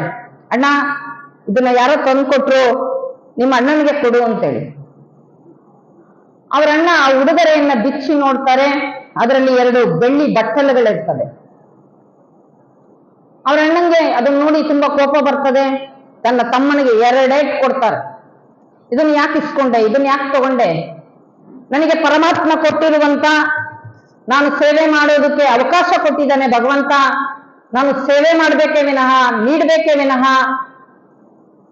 ಪಡ್ಕೋಬಾರ್ದು ಅನ್ನುವಂತ ಮಾತುಗಳನ್ನ ಹೇಳಿದಾಗ ಕಲಾಂ ಅವರ ಬದುಕಿನಲ್ಲಿ ಒಂದು ಬದಲಾವಣೆ ಆಗ್ತದೆ. ನನಗಾಗಲೇ ಹೇಳಿದಂತೆ ಹಲವಾರು ರೀತಿಯಾಗಿರುವಂತಹ ಬದಲಾವಣೆಗಳನ್ನ ಬಯಸುವಂತವರು ಬದುಕಿನಲ್ಲಿ ಬದಲಾವಣೆ ಆದಾಗ ನಮ್ಮ ಪರಿಸರದಲ್ಲಿರ್ಬೋದು, ಇರಬಹುದು, ಆದ್ರೆ ತುಂಬಾ ಜನಕ್ಕೆ ಆಶ್ಚರ್ಯಚಕಿತವಾಗಿರುವಂತ ಬದುಕನ್ನ ಕಲಾಂ ಅವರು ಬದುಕ್ತಾರೆ ಎನ್ನುವಂಥದ್ದು. ಹಾಗೆ ಎಲ್ಲರ ಬದುಕಿನಲ್ಲೂ ಕೂಡ ಆರೋಗ್ಯಕರವಾಗಿರುವಂತಹ ಬದಲಾವಣೆ ಬಂದ್ರೆ ಬಹಳ ಸಂತೋಷ ಅನ್ನುವಂಥದ್ದು. ಅಂತ ಹಲವಾರು ರೀತಿಯಾಗಿರ್ತಕ್ಕಂಥ ಬದಲಾವಣೆಯಲ್ಲಿ ಶಿಕ್ಷಣದಲ್ಲಿ ಯಾವ ರೀತಿಯಾಗಿರ್ಬೇಕು ಅಂದ್ರೆ, ಆ ಶಿಕ್ಷಣ ನಮ್ಮ ಸರ್ವತೋಮುಖ ಏಳಿಗೆಗೋಸ್ಕರವಾಗಿಯೇ ನಮ್ಮ ಪ್ರಗತಿಗೆ ಕಾರಣವಾಗಿರುವಂತಹ ಶಿಕ್ಷಣವನ್ನ ಪಡಿಬೇಕು ಅನ್ನುವಂಥದ್ದು. ಅಕ್ಕನಿಗೂ ಕೂಡ ಆ ಆಧ್ಯಾತ್ಮಿಕತೆಯ ಪಥದಲ್ಲಿ, ಆ ಶರಣ ಪಥದಲ್ಲಿ ಸಾಗೋದಕ್ಕೆ ಗುರುಗಳು ಹಲವಾರು ರೀತಿಯಾಗಿರ್ತಕ್ಕಂಥ ಮಾರ್ಗದರ್ಶನವನ್ನ ಮಾಡ್ತಾರೆ ಅನ್ನುವಂಥದ್ದು. ನಾವು ಶಿಕ್ಷಣವನ್ನ ಕೊಡೋದಕ್ಕಿಂತ ಮುಂಚಿತವಾಗಿ ಮಕ್ಕಳಿಗೆ ನೀತಿ ಪಾಠವನ್ನ ಕಲಿಸಬೇಕು ಅನ್ನುವಂಥದ್ದು. ತನ್ನದಲ್ಲದ ವಸ್ತುವನ್ನ ಮುಟ್ಟಬಾರದು ಅನ್ನುವಂಥದ್ದು. ಹೇಗೆ ಭೌತಿಕವಾಗಿರುವಂತ ವಸ್ತು ಇರ್ಬೋದು, ಹಾಗೆ ಮಾನಸಿಕವಾಗಿರುವಂತ ವಸ್ತುವನ್ನು ಕೂಡ ಕಳವು ಮಾಡಬಾರದು ಅನ್ನುವಂತ ಮಾತನ್ನ ತಿಳಿಸ್ಕೊಡ್ಬೇಕಾಗ್ತದೆ. ಹಾಗೆ ಕೊಲ್ಲುವಂಥದ್ದು ವ್ಯಕ್ತಿಯನ್ನಷ್ಟೇ ಅಲ್ಲ, ಕೆಲವೊಬ್ರು ಮಾತಿನಿಂದನೂ ಕೂಡ ಕೊಲ್ಲುವಂಥದ್ದು, ಅದಕ್ಕೆ ತುಂಬಾ ಕಠಿಣ ಅನ್ನುವಂಥದ್ದು. ಒಂದ್ ಕಡೆ ಹೇಳ್ತಾರೆ ನೋಡ್ರಿ, ಮಾತಿಗಿಂತಲೂ ಕೂಡ ಹರಿತವಾಗಿರುವಂಥದ್ದು ಲೇಖನಿ ಎನ್ನುವಂತ ಮಾತನ್ನ ಹೇಳ್ತಾರೆ. ಹಾಗೆ ಅಂತ ಮಾತಿನಿಂದಲೂ ಕೂಡ, ವಸ್ತುವಿನಿಂದ, ಮನಸ್ಸಿನಿಂದಲೂ ಕೂಡ ಕೊಲ್ಲಬಾರದು ಎನ್ನುವಂತ ವಿಚಾರವನ್ನ ಮಕ್ಕಳಿಗೆ ಆಗಾಗ ಎಚ್ಚರಿಸ್ತಾ ಇರಬೇಕು ಅನ್ನುವಂಥದ್ದು. ಹಾಗೆ ಎಂಥದ್ದೇ ಸಂದರ್ಭ ಬಂದರೂ ಕೂಡ ನೀನು ಹುಸಿಯನ್ನ ಹಾಡಬಾರದು, ಎಂಥದ್ದೇ ಸಂದರ್ಭ ಬಂದರೂ ಕೂಡ ಆದಷ್ಟು ನೀನು ಪ್ರಯತ್ನಶೀಲನಾಗಿರ್ಬೇಕು ಅನ್ನುವಂಥದ್ದನ್ನ ತಿಳಿಸ್ಕೊಡ್ಬೇಕು. ನಾವು ಎಷ್ಟೋ ಸಲ ಕ್ಷುಲ್ಲಕ ಕಾರಣಕ್ಕೋಸ್ಕರವಾಗಿ ತುಂಬಾ ಕೋಪ ಮಾಡ್ಕೊಂತೀವಿ, ಹಲವಾರು ರೀತಿಯಾಗಿರುವಂತಹ ಅನಾಹುತಗಳನ್ನ ಮಾಡ್ತೀವಿ, ಅನಾಹುತಕ್ಕೆ ಒಳಗಡೆ ಆಗ್ಬಿಡ್ತೀವಿ ಅನ್ನುವಂಥದ್ದು. ಅದಕ್ಕೋಸ್ಕರವಾಗಿ ಆದಷ್ಟು ಸಹನೆಯಿಂದ, ತಾಳ್ಮೆಯಿಂದ ಮುನಿಸಿಕೊಂಡಂತ ಸಂದರ್ಭದಲ್ಲಿ ನಮಗೆ ನಾವೇ ಹೆಚ್ಚೆಚ್ಚು ಮೌನಕ್ಕೆ ಒಳಗಡೆ ಆಗ್ಬೇಕು ಅನ್ನುವಂಥದ್ದು. ತದನಂತರ ಆತ್ಮಾವಲೋಕನ ಮಾಡ್ಕೋಬೇಕು. ಹೀಗೆ ಒಂದ್ಸಲ ನಾನು ತಮಿಳುನಾಡಿಗೆ ಹೋಗಿದ್ದೆ. 2 ದಂಪತಿಗಳು ಹೊಸದಾಗಿ ಮದುವೆ ಆಗಿದ್ರು. ಅವರಿಗೆ ಹೇಳೋರು ಇರ್ಲಿಲ್ಲ, ಕೇಳೋರು ಇರ್ಲಿಲ್ಲ. ಅವರಿಬ್ಬರ ಬದುಕಿನಲ್ಲಿ ಮುನ್ಸಿನ ಗುದ್ದಾಟ ಹೆಚ್ಚಾಗಿತ್ತು. ಹೀಗೆ ಅವ್ರ ಮನೆಗೆ ಹೋದ ತಕ್ಷಣನೇ ಅವರು ಅಪ್ಪ ಅಮ್ಮ ಎಲ್ಲಾರು ಹೊರಗಿಂದ ಹೋಗಿ ಬಂದಾಗ ಮಕ್ಕಳು ಅವ್ರ ಮೇಲೆ ಇವ್ರು, ಇವ್ರ ಮೇಲೆ ಅವರು ಹೇಗೆ ಹೇಳ್ತಾರೋ ಹಾಗೆ ಅವರಿಬ್ಬರು ಕೂಡ ಹೇಳ್ತಾ ಹೋದ್ರು. ಆತ ಹೇಳ್ತಿದ್ದ, ಅಮ್ಮ ನಾನು ಹೊರಗೋಗಿ ದುಡ್ಕೊಂಡು ಬರ್ತೀನಿ, ನನ್ನ ಹೆಂಡತಿ ಯಾವಾಗ್ಲೂ ಕೂಡ ಇನ್ನು ಬರೋದೇ ತಡ, ಹೊಸಲಿಗೆ ಬಂದ ತಕ್ಷಣ ನಾನೇನು ವಿಚಾರಿಸೋದೇ ಇಲ್ಲ, ಬರೀ ಜಗಳ ಮಾಡ್ತಾಳೆ, ಕೋಪ ಮಾಡ್ಕೊಳ್ತಾಳೆ, ಮುನ್ಸ್ಕೊಳ್ತಾಳೆ. ಆಕೆಯೂ ಕೂಡ ಮತ್ತೊಮ್ಮೆ ಮಗದೊಮ್ಮೆ ಮತ್ತೊಂದು ರೀತಿಯಾಗಿರುವಂತ ಕಾರಣವನ್ನ ಹೇಳ್ತಾ ಅವರಿಬ್ಬರು ಕೂಡ ನಮಗೆ ಅವ್ರದೇ ಆಗಿರುವಂತಹ ಸಮಸ್ಯೆಗಳನ್ನ ಹೇಳ್ತಾರೆ. ನಾನಾಗ ಹೇಳಿದೆ, ನೀವಿಬ್ರು ಒಂದು ಯುಕ್ತಿ ಮಾಡ್ಬೇಕಲ್ಲ. ಏನ್ ಮಾಡ್ಬೇಕು? ನಿನ್ನ ಪತಿ ಹೊರಗಿಂದ ಬಂದಂತ ಸಂದರ್ಭದಲ್ಲಿ ನೀನು ನಗನಗತಾ ನೀನು ಮಾತಾಡಿಸಿ ಕರಿ. ಆತನ ಊಟೋಪಚಾರ ಆರಕ್ಕೆ ಎಲ್ಲ ಮುಗಿದ ಮೇಲೆ ನೀನು ಕೇಳು. ಆತ ಏನಾದ್ರೂ ಕೋಪ ಮಾಡ್ಕೊಂಡು ನಿನ್ ಮೇಲೆ ಏನಾದ್ರೂ ರೇಗಾಡಿದ್ರೆ ನೀನ್ ಮೌನವಾಗಿ ಇರು, ಸುಮ್ಮನೆ ಇರು. ಎಲ್ಲ ಊಟ ಎಲ್ಲ ಆದ್ಮೇಲೆ ಇಬ್ರು ಕೂತ್ಕೊಳ್ತಿರಲ್ಲ, ಆವಾಗ ನೀನು ಕೇಳು, ಹೌದು ಯಾಕೋ ಬರುವಾಗ ಬಹಳ ಕೋಪ ಮಾಡ್ಕೊಂಬಂದ್ರಿ, ಯಾಕೋ ಬಡಬಡಿಸ್ತಾ ಬಂದ್ರಿ, ಏನು ಅಂತ ನನಗೆ ಸ್ವಲ್ಪ ಅರ್ಥ ಆಗ್ಲಿಲ್ಲ, ಸ್ವಲ್ಪ ಬಿಡಿಸಿ ಹೇಳ್ರಿ ಅಂತ ಅಂದಾಗ ಅವ್ರಿಗನ್ಸುತ್ತೆ, ಹೌದಲ್ವಾ ನಾನು ಕೋಪ ಮಾಡ್ಕೋಬಾರ್ದಾಗಿತ್ತು, ಸುಮ್ನೆ ನಾನು ರೇಗಾಡ್ಬಿಟ್ಟೆ ಅಂತೇಳಿ ಅವ್ರಿಗೆ ಅನಿಸ್ತದೆ. ಹಾಗೆ ನೀನು ಕೂಡ ಏನ್ ಮಾಡ್ಬೇಕಪ್ಪ ಅಂದ್ರೆ ಹೆಚ್ಚೆಚ್ಚು ಮೌನಕ್ಕೆ ಒಳಗಡೆ ಆಗ್ಬೇಕು ಅನ್ನೋಂಥದ್ದು. ಸಮಯ ಸಂದರ್ಭ ಬಂದಾಗಷ್ಟೇ ನಾವು ಮಾತುಗಳನ್ನ ಆಡ್ಬೇಕು. ಒಂದ್ ಕಡೆ ಹೇಳ್ತಾರೆ, ಅನವಶ್ಯಕವಾಗಿರುವಂತಹ ಮಾತುಗಳನ್ನ ಆಡಿ ನಮ್ಮ ಆಯಸ್ಸನ್ನ ಕ್ಷೀಣಿಸ್ಕೊಳ್ತೀವಿ. ಆಯಸ್ಸನ್ನ ಕ್ಷೀಣಿಸ್ಕೊಳ್ಳುವಂಥದ್ದು, ಆಯಸ್ಸನ್ನ ಹೆಚ್ಚಿಸ್ಕೊಳ್ಳುವಂಥದ್ದು ಎರಡು ಕೂಡ ನಮ್ಮ ಕೈಲೇ ಇದೆ ಅನ್ನುವಂಥದ್ದು. ನಾನು ಆಗಾಗ ಹೇಳ್ತೀನಿ, ಸಿದ್ಧಗಂಗಾ ಶ್ರೀಗಳು 111 ವರ್ಷಗಳ ಕಾಲ ಬದುಕಿದ್ರು. ನಾವ್ ಯಾರಿಗಾರು ಆಶೀರ್ವಾದ ಮಾಡ್ಬೇಕಾದ್ರೆ ಏನಂತ ಆಶೀರ್ವಾದ ಮಾಡ್ತೀವಿ? 100 ವರ್ಷ ಸುಖವಾಗಿ ಬಾಳು ಅಲ್ವಾ? ಆದ್ರೆ 111 ವರ್ಷಗಳ ಕಾಲ ಬದುಕಿ 79 ವರ್ಷಗಳ ಕಾಲ ಆ ಮಠಕ್ಕೆ ತನ್ನ ಬದುಕು ಜೀವನವನ್ನ ಸಲ್ಲಿಸಿ ಆ ಬದುಕು ಜೀವನವನ್ನ ಸಾರ್ಥಕ ಮಾಡಿಕೊಂಡಂತ ಶತಾಯುಷ್ಯ ಆಯುಷ್ಯನ ಗುಟ್ಟೇನು ಅಂತ ಕೇಳಿದಾಗ ಮೌಲ್ಯಯುತವಾಗಿರುವಂತ ಮಾತು. ನಾವು ಮಕ್ಕಳಿಗೆ ಒಳ್ಳೆ ಶಿಕ್ಷಣವನ್ನ ಕಲಿಸುವಂತ ಸಂದರ್ಭದಲ್ಲಿ ಮಾತು ಬಹಳ ಮುಖ್ಯವಾಗಿರುವಂಥದ್ದು. ಅದಕ್ಕೆ ಬಸವಣ್ಣವರು ಹೇಳ್ತಾರೆ, ನುಡಿದರೆ ಮುತ್ತಿನ ಹಾರದಂತಿರಬೇಕು, ನುಡಿದರೆ ಮಣುತ್ಯದ ದೀಪ್ತಿಯಂತಿರಬೇಕು, ನುಡಿದರೆ ಸ್ಫಟಿಕದ ಸಲಾಕೆಯಂತಿರಬೇಕು, ನುಡಿದರೆ ಲಿಂಗನಿಚ್ಚೆ ಔದೌದಿರಬೇಕು, ನುಡಿಯೊಳಗಾಗಿ ನಡೆಯದಿದ್ದರೆ ಕೂಡಲ ಸಂಗಮ ನಿಂತೊಲಿವನಯ್ಯ ಅಂತ ಹೇಳ್ತಾರೆ ಶರಣ. ನಮ್ಮ ಮಾತು ಸ್ಪಷ್ಟವಾಗಿರಬೇಕು, ನೇರವಾಗಿರಬೇಕು, ತಟ್ಟು ಹಾಗೆ ಮುಟ್ಟು ಹಾಗಿರಬೇಕು, ಅರ್ಥವಾಗೋ ರೀತಿ ಇರಬೇಕು. ಹಾಗೆ ಮನಮೆಚ್ಚುಗೆಗಿಂತಲೂ ಕೂಡ ಜನಮೆಚ್ಚುಗೆಗಿಂತಲೂ ಕೂಡ ಮನಮೆಚ್ಚುಗೆ ಬಹಳ ಮುಖ್ಯ ಅಂತಾರೆ. ಆದ್ರೆ ಯಾರು ಮೆಚ್ಚೋ ಹಾಗೆ? ನನ್ನ ಲಿಂಗಯ್ಯ ಮೆಚ್ಚೋ ಹಾಗೆ, ಪರಮಾತ್ಮ ಮೆಚ್ಚೋ ಹಾಗೆ ನನ್ನ ಮಾತು, ನನ್ನ ನಡೆ, ನನ್ನ ನುಡಿ, ನನ್ನ ವರ್ತನೆ ಇರಬೇಕು ಅನ್ನುವಂತ ಮಾತು ಹೇಳ್ತಾರೆ. ಹಾಗಿಲ್ಲ ಅಂದ್ರೆ ಭಗವಂತ ಮೆಚ್ಚೋದಿಲ್ಲ ಅನ್ನುವಂತ ಮಾತನ್ನು ಕೂಡ, ನನ್ನ ಲಿಂಗಯ್ಯ ಮೆಚ್ಚೋದಿಲ್ಲ ಅನ್ನುವಂತ ಮಾತನ್ನು ಹೇಳ್ತಾರೆ. ಹಾಗೆ ಮುನಿಸು ಅದು ಒಳ್ಳೇದಲ್ಲ ಅನ್ನುವಂಥದ್ದು. ಅದಕ್ಕೆ ಆದಷ್ಟು ಕೂಡ ಕಡಿಮೆ ಮಾಡ್ಕೋಬೇಕು ಅಂತೇಳಿ ಮಕ್ಕಳಿಗೆ ಆಗಾಗ ಹೇಳ್ತಾ ಇರಬೇಕು ಅನ್ನುವಂಥದ್ದು. ಒಂದು ಗಿಡ ನೆಟ್ಟಿರ್ತೀವಿ, ಅದು ನಾವು ಆರೈಕೆ ಪೂರೈಕೆಯನ್ನು ಮಾಡುವಂತ ಸಂದರ್ಭದಲ್ಲಿ ಹೆಂಗ್ ಬೇಕೋ ಹಂಗ್ ಬೆಳೀತಾ ಇರ್ತದೆ. ಅದಕ್ಕೊಂದು ಸ್ವಲ್ಪ ಒಂದು ಪಕ್ಕಕ್ಕೊಂದು ಕಡ್ಡಿ ನೆಟ್ಟೊಂದು ದಾರ ಕಟ್ಟಿದ್ರೆ ಸಾಕು, ಅದು ನಾವ್ ಹೆಂಗ್ ಕಟ್ಟಿರ್ತೀವೋ ಹಾಗೆ ಬೆಳೀತದೆ ಅನ್ನುವಂಥದ್ದು. ನಮ್ಮ ಮಕ್ಕಳನ್ನು ಕೂಡ ಹಾಗೆ ಶಿಸ್ತಿನಿಂದ ಬೆಳೆಸಬೇಕಾಗ್ತದೆ ಎನ್ನುವಂಥದ್ದು. ಹಾಗೆ ಆ ಮಗುವಿಗೆ ಮತ್ತೊಂದು ವಿಚಾರವನ್ನು ಹೇಳಬೇಕು. ತುಂಬಾ ಜನ ಮಕ್ಕಳು ಬೇರೆಯವರಿಗೆ ತುಂಬಾ ಮನಸ್ಸಿಗೆ ನೋವಾಗೋ ರೀತಿಯಾಗಿ ನಡ್ಕೊಳ್ಳುವಂಥದ್ದನ್ನ ನೋಡ್ತೀವಿ. ಯಾಕಪ್ಪ? ಇನ್ನೊಬ್ಬರನ್ನ ಕಂಡು ಅಸಹ್ಯ ಪಡುವಂಥದ್ದು. ನಾವು ಹೇಳ್ಬೇಕು, ನೀನು ಇನ್ನೊಬ್ಬರನ್ನ ಕಂಡು ಅಸಹ್ಯ ಪಡಬೇಡ, ಇನ್ನೊಬ್ಬರಿಗೆ ನೀನು ಅಸಹ್ಯ ಆಗೋ ರೀತಿಯಾಗಿ ನೀನು ಇರಬೇಡ ಅನ್ನುವಂಥ ಮಾತನ್ನ ನಮ್ಮ ಮಕ್ಕಳಿಗೆ ತಿಳುವಳಿಕೆಯನ್ನ ಮೂಡಿಸ್ಬೇಕು ಅನ್ನುವಂಥದ್ದು. ಹಾಗೆ ಯಾರು ನಿನ್ನ ಜೊತೆ ಸಹಪಾಠಿಗಳು ಶಿಕ್ಷಣವನ್ನ ಪಡೀತಾ ಇರ್ತಾರಲ್ಲ, ಅವರಲ್ಲಿ ಯಾರು ಸ್ವಲ್ಪ ಅಕ್ಷರಾಭ್ಯಾಸದಲ್ಲಿ ಕುಂಠಿತರಾಗಿರ್ತಾರೋ ಅಂಥವ್ರನ್ನ ಮುಂದೆ ನಾನು ಚೆನ್ನಾಗಿ ಓದ್ತಾ ಇದ್ದೀನಿ, ನೀನು ಚೆನ್ನಾಗಿ ಓದಲ್ಲ, ನಿನಗೆ ಬರೋಲ್ಲ, ನನಗೆ ಬರ್ತದೆ, ಈ ರೀತಿಯಾಗಿರುವಂತಹ ತಾರತಮ್ಯದ ಮನಸ್ಥಿತಿಯನ್ನ ನೀನು ಹೊಂದಬೇಡ. ನೀನು ನಿನ್ನನ್ನ ನೀನು ಆ ರೀತಿಯಾಗಿ ಒಂದು ರೀತಿಯಾಗಿ ಹೊಗಳಿಕೆಗೆ ನೀನು ಒಳಗಡೆ ಆಗಬೇಡ. ಹಾಗೆ ನಿನ್ನ ಸಹಪಾಠಿಗಳನ್ನು ಕೂಡ ಮನಸ್ಸಿಗೆ ನೋವಾಗೋ ರೀತಿಯಾಗಿ ನೀನು ಬೈಬೇಡ, ಅವರಿಗೆ ಮನಸ್ಸಿಗೆ ನೋವಾಗೋ ರೀತಿಯಾಗಿ ನಡ್ಕೋಬೇಡ. ಆ ರೀತಿಯಾಗಿ ನೀನು ಇದ್ದಿದ್ದೇ ಆದ್ರೆ ನಿನ್ನ ಮನಸ್ಸು, ಬುದ್ಧಿ, ಭಾವ ಅದು ಪರಿಶುದ್ಧವಾಗಿರ್ತದೆ. ನೀನು ಏಕಾಗ್ರತೆಯಿಂದ ಕಲಿಯೋದಕ್ಕೆ ಹಲವಾರು ರೀತಿಯಾಗಿರುವಂತ ಉಪಯೋಗ ಆಗ್ತದೆ ಎನ್ನುವಂತ ಮಾತುಗಳನ್ನ ನಮ್ಮ ಮಕ್ಕಳಿಗೆ ತಿಳಿಸ್ಕೊಡ್ಬೇಕಾಗ್ತದೆ ಎನ್ನುವಂಥದ್ದು. ಅಕ್ಕ ಹಲವಾರು ರೀತಿಯಾಗಿರುವಂತ ಬದುಕಿನ ಮೌಲ್ಯದ ಪಾಠವನ್ನ ಕಲಿಯುವಂಥದ್ದು. ಹಾಗೆ ಗುರುವಿನ ಮೇಲೆ ಶ್ರದ್ಧೆ, ನಿಷ್ಠೆ, ಭಕ್ತಿ, ಅಭಿಮಾನ, ನಂಬಿಕೆ ಬಹಳ ಮುಖ್ಯ ಅನ್ನುವಂಥದ್ದು. ಅಂತ ನಂಬಿಕೆ ವಿಶ್ವಾಸವನ್ನ ಇಟ್ಕೊಂಡು ಗುರುಕುಲಾಶ್ರಮದಲ್ಲಿ ವಿದ್ಯೆಯನ್ನ ಕಲಿತಾ ಇರ್ತಾರೆ. ಒಂದ್ ಕಡೆ ಗುರುವನ್ನ ಎಷ್ಟು ನಂಬಬೇಕು ಅಂತ ಅಂದ್ರೆ, ಗುರುವನ್ನ ಬಿಟ್ಟು ಮತ್ತಿನ್ನಾರೂ ಇಲ್ಲ ಅನ್ನುವಂತ ರೀತಿಯಲ್ಲಿ ಅಕ್ಕ ನಂಬಿ ಆ ಗುರು ಕಲಿಸಿದಂತ ವಿದ್ಯೆಯನ್ನ ಬಹಳ ನಿಷ್ಠೆಯಿಂದ ಪ್ರಾಮಾಣಿಕತೆಯಿಂದ ಕಲಿತಾರೆ ಎನ್ನುವಂಥದ್ದು. ಹಾಗೆ ಗುರುವಿಗೂ ಕೂಡ ಸಮರ್ಪಣೆ ಭಾವದಿಂದ ನಾನು ಏನೇ ಮಾಡಲಿ ಅದೆಲ್ಲವನ್ನೂ ಕೂಡ ಗುರುವಿಗೆ ನಿವೇದನೆಯನ್ನ ಮಾಡ್ಕೋಬೇಕು ಅನ್ನುವಂಥದ್ದು. ಏನೇ ಸಂಶಯ ಇದ್ರೂ ಕೂಡ ಗುರುವಿನಲ್ಲಿ ಅದನ್ನ ಪರಿಹರಿಸ್ಕೋಬೇಕು ಅನ್ನುವಂಥದ್ದು ನಮ್ಮೆಲ್ಲರ ಬದುಕಿನಲ್ಲಿ. ಹಾಗೆ ಶಿಕ್ಷಣ ಕಲಿತವರು ಒಂದು ರೀತಿಯಾಗಿ ಬದುಕಿನ ಮೌಲ್ಯವನ್ನ ಕಟ್ಕೊಂಡು, ಶಿಕ್ಷಣವೇ ಇರಲಾರದೆ ತನ್ನ ಬದುಕಿನಲ್ಲಿ ಹಲವಾರು ರೀತಿಯಾಗಿರುವಂತಹ ಪಾಠ ಕಲಿತಂತವ್ರನ್ನು ಕೂಡ ನಾವು ಕಾಣ್ತೇವೆ ಎನ್ನುವಂಥದ್ದು. ದಾಸೋಹಂ ಭಾವನೆಯನ್ನ ಮಕ್ಕಳಿಗೆ ಪ್ರತಿಯೊಬ್ಬರಿಗೂ ಕೂಡ ತಿಳಿಸಿಕೊಡ್ಬೇಕಾಗ್ತದೆ ಎನ್ನುವಂಥದ್ದು. ಹಾಗೆ ಬದುಕಿನ ಮೌಲ್ಯವನ್ನ ಮಕ್ಕಳಿಗೆ ತಿಳಿಸ್ಕೊಡ್ಬೇಕು ಅನ್ನುವಂಥದ್ದು. ಹಲವಾರು ಸಂದರ್ಭದಲ್ಲಿ ಗುರುಗಳ ಮಾತನ್ನ ಕೇಳಬೇಕು ಅಂತ ಹೇಳ್ತೀವಿ, ಆದ್ರೆ ಒಮ್ಮೊಮ್ಮೆ ಗುರುಗಳಿಗೆ ಅಂಧಕಾರದ ಅಜ್ಞಾನದಿಂದ ವರ್ತನೆಯನ್ನ ಮಾಡ್ತಾ ಹಲವಾರು ರೀತಿಯಾಗಿರುವಂತಹ ಪ್ರಶ್ನೆಗಳನ್ನ ಕೇಳುವಂತಹ ವಿತಂಡವಾದದ ಶಿಷ್ಯವೃಂದವನ್ನು ಕೂಡ ನಾವು ಒಂದೊಂದ್ಸಲ ನೋಡ್ತೇವೆ ಅನ್ನುವಂಥದ್ದು.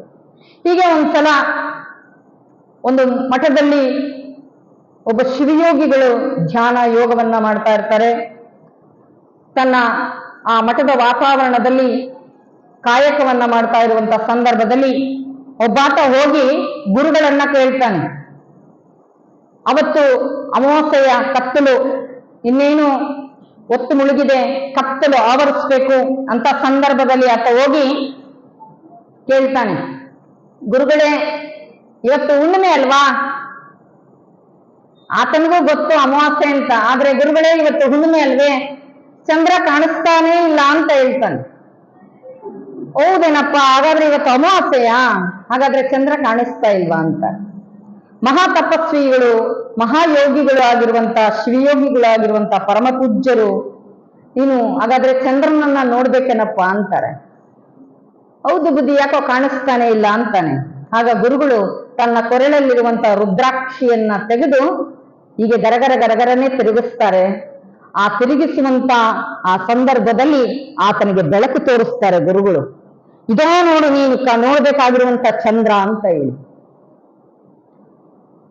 ಗುರು ನಾನೇನು ಕಾಣೋದಕ್ಕಾಗಲ್ವೋ ಅದನ್ನ ತೋರಿಸುವಂತ ಶಕ್ತಿ ಗುರುವಿಗಿದೆ ಎನ್ನುವಂಥದ್ದು.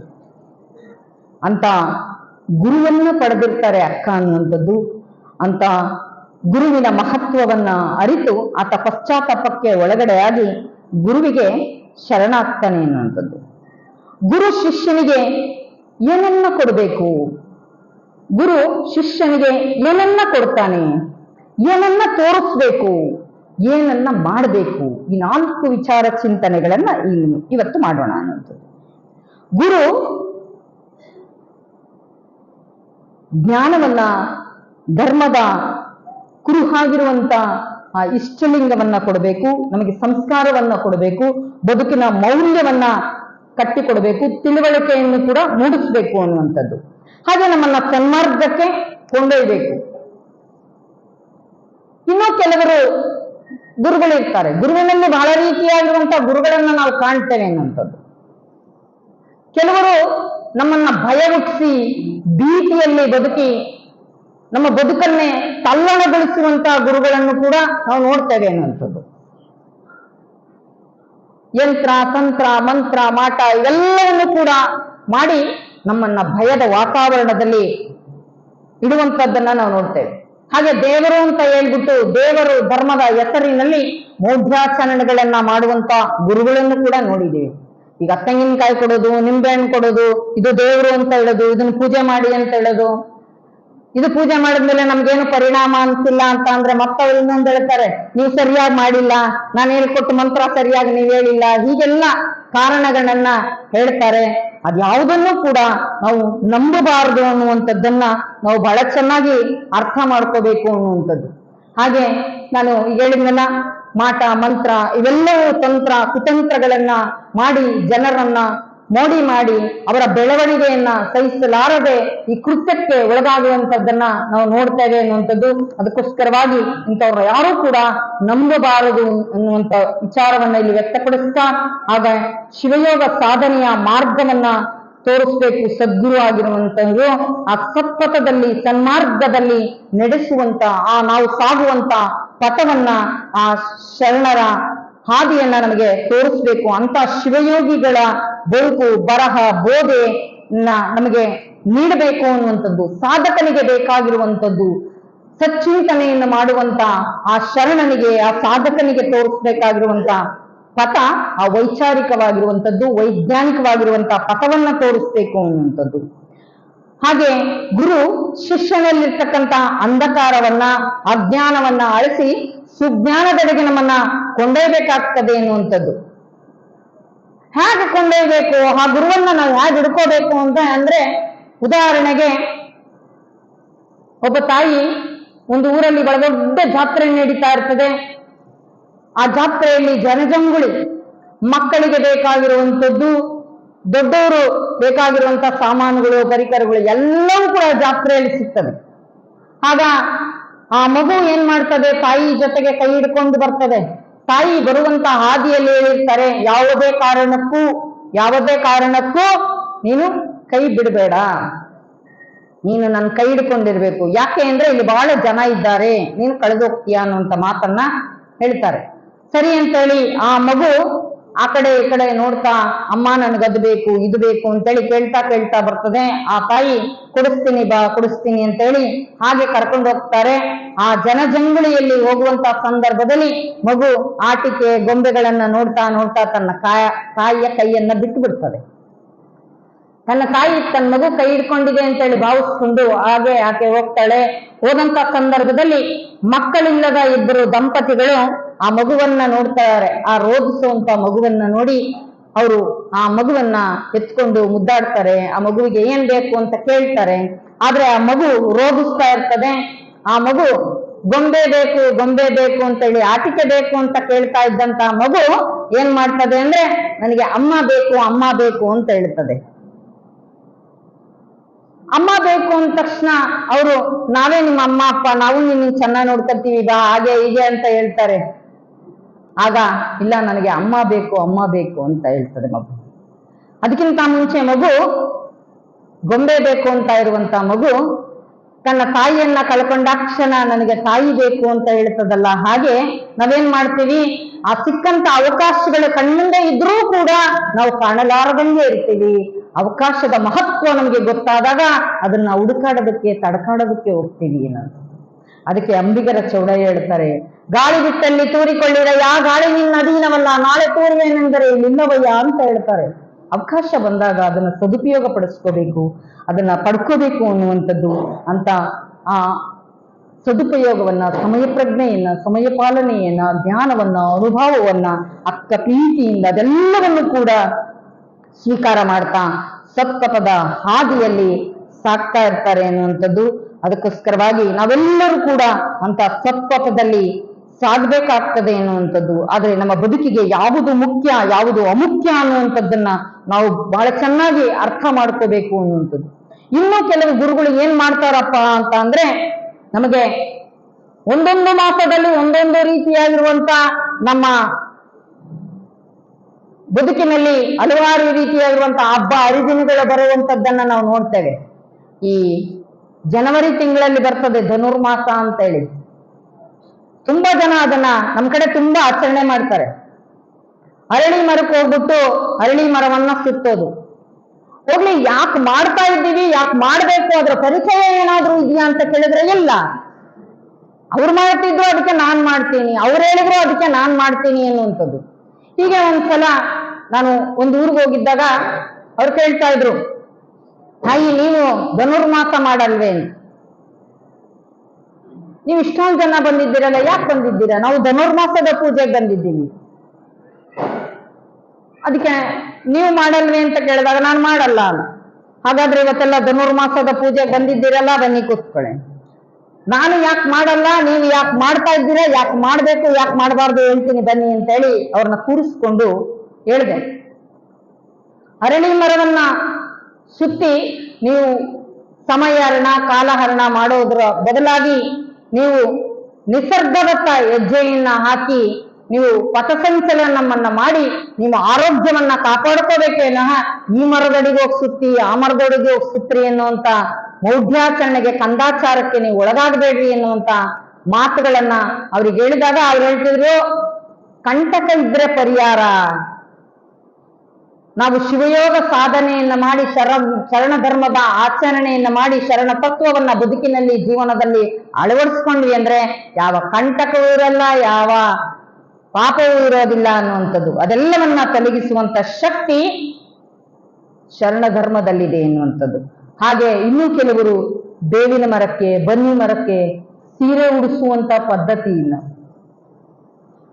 ಅದು ವಿಜಯದಶಮಿಯ ದಿನ ಅವರು ಬನ್ನಿ ಮರಕ್ಕೆ ಸೀರೆ ಉಡಿಸ್ತಾರೆ. ಯಾಕೆ ಉಡಿಸ್ತೀರಾ ಅಂತ ಕೇಳಿದ್ರೆ, ನಾವು ಪ್ರತಿ ವರ್ಷವೂ ಈ ರೀತಿಯಾಗಿರುವಂತ ಆಚರಣೆ ಮಾಡ್ತೀವಿ. ಆದ್ರೆ ಇದು ಯಾರು ಹೇಳಿದ್ರು ಅಂದ್ರೆ ಇದು ನಮ್ಮ ಗುರುಗಳು ಹೇಳಿದ್ರು ಅಂತಾರೆ. ಗುರು ಏನ್ ಹೇಳ್ಬೇಕಾಗಿತ್ತು? ನಡೆದಾಡೋದೇರು, ಮಾತಾಡೋದೇರು, ಭೂಮಿ ಮೇಲೆ ಯಾರಾದ್ರೂ ಇದ್ರೆ ಅದು ಮನುಷ್ಯ. ಮೊದಲು ನಿನ್ನ ತಂದೆ ತಾಯಿಗೆ ನೀನು ಗೌರವವನ್ನು ಕೊಡು, ತಂದೆ ತಾಯಿಯನ್ನ ಪೂಜ್ಯ ಭಾವದಿಂದ ಕಾಣು ಅಂತ ಹೇಳ್ಬೇಕಾಗಿತ್ತು ಗುರುಗಳು. ಆದ್ರೆ ಅದಕ್ಕೆ ಸೀರೆ ಉಡಿಸುವಂತೆ, ನನ್ನ ತಾಯಿಗೆ ಹಬ್ಬಕ್ಕೆ ಆ ಒಂದು ಆಚರಣೆಯ ದಿನ ತನ್ನ ತಾಯಿಗೆ ಸೀರೆಯನ್ನು ಕೊಟ್ಟು ಹೊಟ್ಟೆ ತುಂಬ ಊಟಕ್ಕೆ ನೀಡಿ ತನ್ನ ತಾಯಿಗೆ ನಮಸ್ಕಾರವನ್ನ ಮಾಡಿದ್ರೆ ಎಂಥ ತೃಪ್ತಿ ಇರ್ತಾ ಇತ್ತು ಅನ್ನುವಂಥದ್ದು. ಅದನ್ನ ಬಿಟ್ಟು ಹಲವಾರು ರೀತಿಯಾಗಿರುವಂತ ಆಚರಣೆಗಳನ್ನ ಮಾಡುವಂಥದ್ದನ್ನ ನಾವು ನೋಡ್ತೇವೆ ಅನ್ನುವಂಥದ್ದು.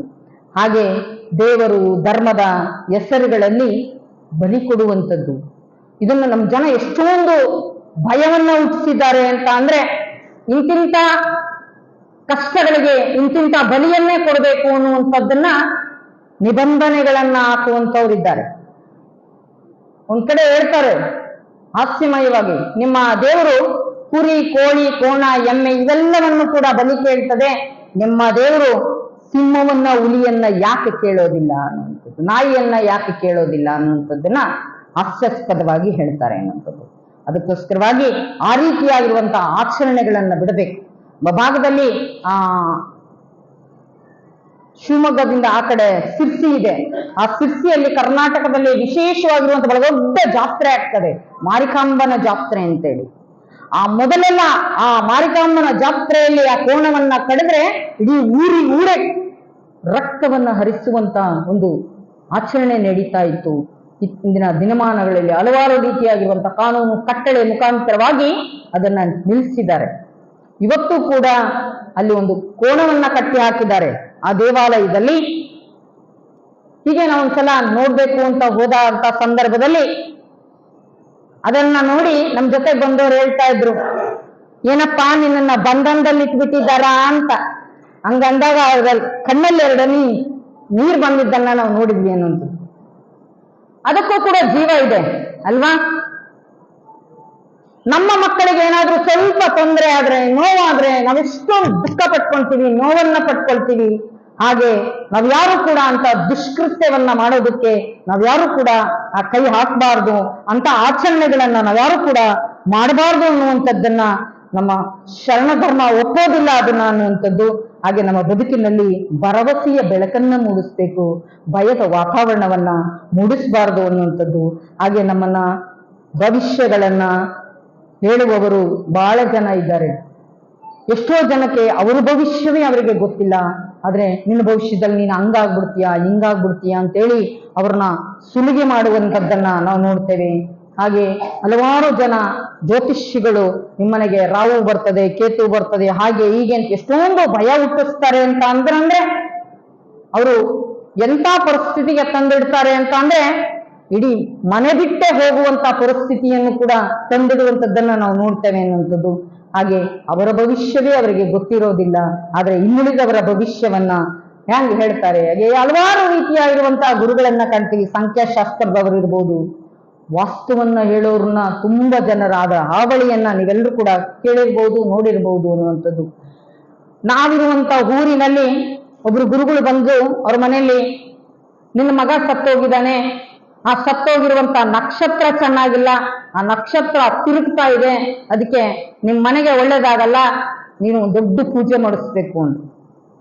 ಆತ ಪಾಪ ಮಗ ಸತ್ತಿದ್ರ ಆ ನೋವಿನಲ್ಲೂ ಕೂಡ ಕಷ್ಟದಲ್ಲೂ ಕೂಡ ಒಂದು ಪೂಜೆಯನ್ನ ಮಾಡಿಸ್ತಾ, ಆ ಸ್ವಾಮಿ ಪೂಜೆ ಮಾಡ್ಕೊಂಡು ದಕ್ಷಿಣೆ ಇಸ್ಕೊಂಡು ಹೋಗ್ಬೇಕಲ್ವೇ? ಇಲ್ಲ. ಮತ್ತೇನ್ ಹೇಳಿದ್ರು ಅಂದ್ರೆ, ನೋಡಪ್ಪ ನಿನ್ನ ಮಗ ಸತ್ತಿರೋ ದಿನ ಚೆನ್ನಾಗಿಲ್ಲ, ಆ ಗಳಿಗೆ ಚೆನ್ನಾಗಿಲ್ಲ, ನೀನು ಓಡಾಡೋ ಬಾಗಿಲು ಹಿಂಗಿರಬಾರ್ದು, ನೀ ಈ ಬಾಗಿಲು ಮುಚ್ಚಿ ಈ ಬಾಗಿಲು ತೆಗಿಬೇಕು. ನಾನೇ ಈಗ ನನ್ನ ಮಗನ ಕಳ್ಕೊಂಡು ಕಷ್ಟದಲ್ಲಿದ್ದೀನಿ, ಯಾವ ಬಾಗಿಲು ತಗೊಂಡು ನಾನು ಏನ್ ಮಾಡ್ಲಿ ಸ್ವಾಮಿ? ಇಲ್ಲ ಇಲ್ಲ, ತೆಗೆದ್ರೆ ನೀನು ಒಳ್ಳೇದಾಗ್ತದೆ. ಅವಾಗ ಇನ್ನೊಂದ್ ದಿನ ಹೋದ್ವಿ, ತಾಯಿ ನಮ್ಮ ಮನೆಗೆ ಗುರುಗಳು ಬಂದಿದ್ರು, ಪೂಜೆ ಕರ್ಸಿದ್ವಿ, ಆ ಸ್ವಾಮಿಗಳು ಈ ಬಾಗಿಲು ಮುಚ್ಚಿ ಈ ಬಾಗಿಲು ತೆಗೀರಿ ಅಂತ ಅಂದ್ರು, ಇಲ್ಲೊಲೆ ಹಚ್ಚಬೇಡ್ರಿ ಅಲ್ಲೊಲೆ ಹಚ್ಚಿರಿ ಅಂದ್ರು ಅಂತ ಈಗೆಲ್ಲ ಹೇಳ್ತಾ ಇದ್ರು. ನಾನಂದೆ, ಬಾಗಿಲು ಏನು ಮಾಡಿಲ್ಲ, ನಿನಗೆ ಮನೆನೂ ಏನು ಮಾಡಿಲ್ಲ, ಆ ಮನೆ ನಿನಗೆ ಇರೋದಕ್ಕೆ ಆಶ್ರಯವನ್ನ ಕೊಟ್ಟಿದೆ, ಬಿಸಿಲು ಮಳೆ ಅದರಿಂದ ನಿನಗೆ ರಕ್ಷಣೆಯನ್ನ ಕೊಟ್ಟಿದೆ, ಆ ಮನೆ ಏನು ಮಾಡಿಲ್ಲ. ನೀ ಈ ಮನೆಯಲ್ಲಿ ವಾಸ ಏನ್ ಮಾಡ್ತಾ ಇದ್ದೀರಲ್ಲ, ನಿಮ್ಮ ಮನೆಯಲ್ಲಿ ವಾಸ ಮಾಡುವಂತ ಮನಸ್ಸುಗಳು ಚೆನ್ನಾಗಾಗ್ಬಿಟ್ರೆ ಸಾಕು, ಮನೆಯೆಲ್ಲ ಚಂದಾಗ ಆಗ್ತದೆ ಅನ್ನುವಂತ ಮಾತುಗಳನ್ನ ಹೇಳಿದಾಗ ಆತ ಬಾಗಿಲನ್ನೂ ತೆಗಿಲಿಲ್ಲ, ಏನೂ ಇಲ್ಲ, ಈಗ ಬಹಳ ಚೆನ್ನಾಗಿದ್ದಾರೆ ಎನ್ನುವಂಥದ್ದು. ಹೀಗೆ ಹಲವಾರು ಘಟನೆಗಳು ನಡೆದಿರ್ತಕ್ಕಂಥದ್ದನ್ನ ನಾವು ನೋಡ್ತೇವೆ ಅನ್ನುವಂಥದ್ದು.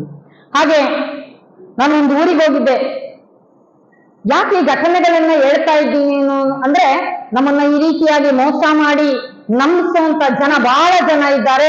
ಅದೆಲ್ಲದಕ್ಕೂ ಕೂಡ ನಾವು ಬಲಿಯಾಗಬಾರದು ಅನ್ನುವಂಥ ಉದ್ದೇಶದಿಂದ ನಾವೆಲ್ಲ ಸದಾ ಜಾಗೃತರಾಗಿರ್ಬೇಕು ಅನ್ನುವಂಥದ್ದು. ಲಿಂಗೈಕ್ಯರಾದಂತ ಸಂದರ್ಭದಲ್ಲಿ 11 ದಿನದ ಕಾರ್ಯದಲ್ಲಿ ಗುರುಗಳನ್ನ ಕರೆಸಿ ಪೂಜೆ ಮಾಡ್ತಾರೆ. ಆ ಪೂಜೆ ಮಾಡಿದಂತ ಸಂದರ್ಭದಲ್ಲಿ ಅವ್ರು ಹೇಳ್ತಾರೆ, ಆ ಮನೆಯ ತುಂಬಾ ಬಾಳಿ ಬದುಕಿದಂತ ಒಂದು ಹಣ್ಣಾದಂತ ವೃದ್ಧಾಪ್ಯದ ತುಂಬು ಜೀವನವನ್ನ ನಡೆಸಿ ತನ್ನ ಮಕ್ಕಳ ಭವಿಷ್ಯವನ್ನು ಉತ್ತಮವಾಗಿ ರೂಪಿಸಿ ಲಿಂಗೈಕ್ಯರಾದಂತ ಸಂದರ್ಭದಲ್ಲಿ ಆ ಪುರೋಹಿತ ಬಂದು ಹೇಳ್ತಾನೆ, ನೋಡಿ ನಿಮ್ ಮನೆಯಲ್ಲಿ ಅಜ್ಜಿ ಸತ್ತೋಗಿದಾರಲ್ಲ, ಅವ್ರಿಗಿನ್ನು ಪೂರ್ಣ ಆಯುಷ್ಯ ಮುಗ್ದೇ ಇಲ್ಲ. ಏನ್ರಿ 93 ವರ್ಷದ ಹಣ್ಣಾದ ಮಾಗಿದ ಬದುಕನ್ನ ಬದುಕಿದಂತ ತಾಯಿ ಲಿಂಗೈಕ್ಯರಾದ್ರೆ 93 ವರ್ಷಗಳ ಕಾಲ ಬದುಕು ಜೀವನವನ್ನ ನಡೆಸಿದಂತ ತಾಯಿಗೆ ನಿನ್ನ ತಾಯಿಗೆ ಆಯುಷ್ಯಿತ್ತು, ಆದ್ರೆ ನಿನ್ನ ತಾಯಿ ಹೋಗ್ಬಿಟ್ರು. ಅದಕ್ಕೆ ಅವರು ಸತ್ತಿರುವಂತ ಗಳಿಗೆ ಚೆನ್ನಾಗಿಲ್ಲ, ನಿನ್ನ ಮನೆಯನ್ನ ಬಿಡಬೇಕು. ಆ ಮನೆಯನ್ನ ಹೇಗೆ ಬಿಡಿಸಿದ್ರು ಅಂದ್ರೆ, ಈ ಮನೆಯಲ್ಲಿ ಒಲೆ ಹಚ್ಚುವ ಹಾಗಿಲ್ಲ, ಈ ಮನೆಯಲ್ಲಿ ಪೂಜೆ ಮಾಡುವ ಹಾಗಿಲ್ಲ, ನಿನ್ನ ಮನೆಯನ್ನ ಮುಚ್ಚಿ ಪೂರ್ತಿ ಕತ್ತಲು ಮಾಡಬೇಕು ಅಂತ ಹೇಳಿದ್ರು. ಈಗ ಒಂದು ದಿನ ಹೋಗಿ ಆ ಮನೆಗೆ ನನ್ನನ್ನ ಇನ್ನೊಂದಿನ ಕರೆದ್ರು, ತಾಯಿ ಹಿಂಗೆಲ್ಲ ಹೇಳ್ಬಿಟ್ಟಿದ್ರಲ್ಲ, ಏನ್ ಮಾಡೋದು, ನಾವು ಈ ಮನೆ ಬಾಗಿಲನ್ನ ಮುಚ್ಚಿಬಿಟ್ಟಿದೀವಿ, ಆ ಬೆಳಕಿನ ಕಿಂಡಿಗೂ ಕೂಡ ಮುಚ್ಚಿದೀವಿ, ನಾವು ಅವತ್ತು ಬಾಗಿಲಾಕದಂತ ಮನೆಗೆ ಇವತ್ತೂ ಕೂಡ ನಾವು ಹೋಗಿಲ್ಲ ಅನ್ನುವಂತ ಮಾತಾಡಿದ್ರು.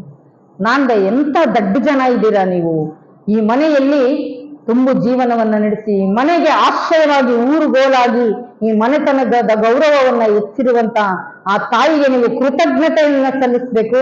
ಅದು ಬಿಟ್ಟು ಯಾರೋ ಹೇಳಿದ್ರು ಅಂತೇಳಿ ಇಡೀ ಮನೆಯನ್ನ ಕತ್ತಲು ಮಾಡ್ಕೋಬೇಡಿ. ಆ ತಾಯಿ ಈ ಮನೆಗೆ ಜ್ಯೋತಿ ಆದಂತವಳು, ಮೊದಲು ಬಾಗಿಲು ತೆಗಿರಿ ಅಂತ ಹೇಳಿ ತೆಗಿಸಿದ್ರಿ. ನಾನು ಹೇಳಿದೆ, ಮೊದಲು ನಾನೇ ಹೋಗ್ತೀನಿ, ಮೊದಲು ತೆಗಿರಿ ಅಂದೆ. ತೆಗೆದ್ಬಿಟ್ಟು ಅವ್ರ ಮನೆಗೆ ಹೋಗಿ ಶಿವಯೋಗ ಪೂಜೆಯನ್ನ ಮಾಡಿ ಬಂದು, ಇನ್ನು ಮುಂದೆ ನೀನು ದೀಪ ಹಚ್ಚು, ಈ ಮನೆ ಬೆಳಕಾಗ್ತದೆ ಅಂತ ಹೇಳಿ ಬಂದಿದ್ದುಂಟು ಅನ್ನುವಂಥದ್ದು. ಹಾಗೆ ನಾವು ಮನೆಗೆ ಹೋದಂತ ಸಂದರ್ಭದಲ್ಲಿ ಜನರಲ್ಲಿ ಆ ಅಂಧಾನುಕರಣೆ, ಮೂಢ ನಂಬಿಕೆಗಳು, ಕಂದಾಚಾರಗಳನ್ನ ಈ ರೀತಿಯಾಗಿ ಒಡೆದೋಡಿಸುವಂತ, ಅವರಲ್ಲಿ ಜಾಗೃತಿ ಮೂಡಿಸುವಂತ ಕೆಲಸವನ್ನ ಮಾಡಬೇಕು ಅನ್ನುವಂತ ನಿಟ್ಟಿನಲ್ಲಿ ನಾವೆಲ್ಲರೂ ಕೂಡ ಆ ಪ್ರಯತ್ನದಲ್ಲಿ ಸಾಗಬೇಕಾಗಿದೆ ಎನ್ನುವಂಥದ್ದು.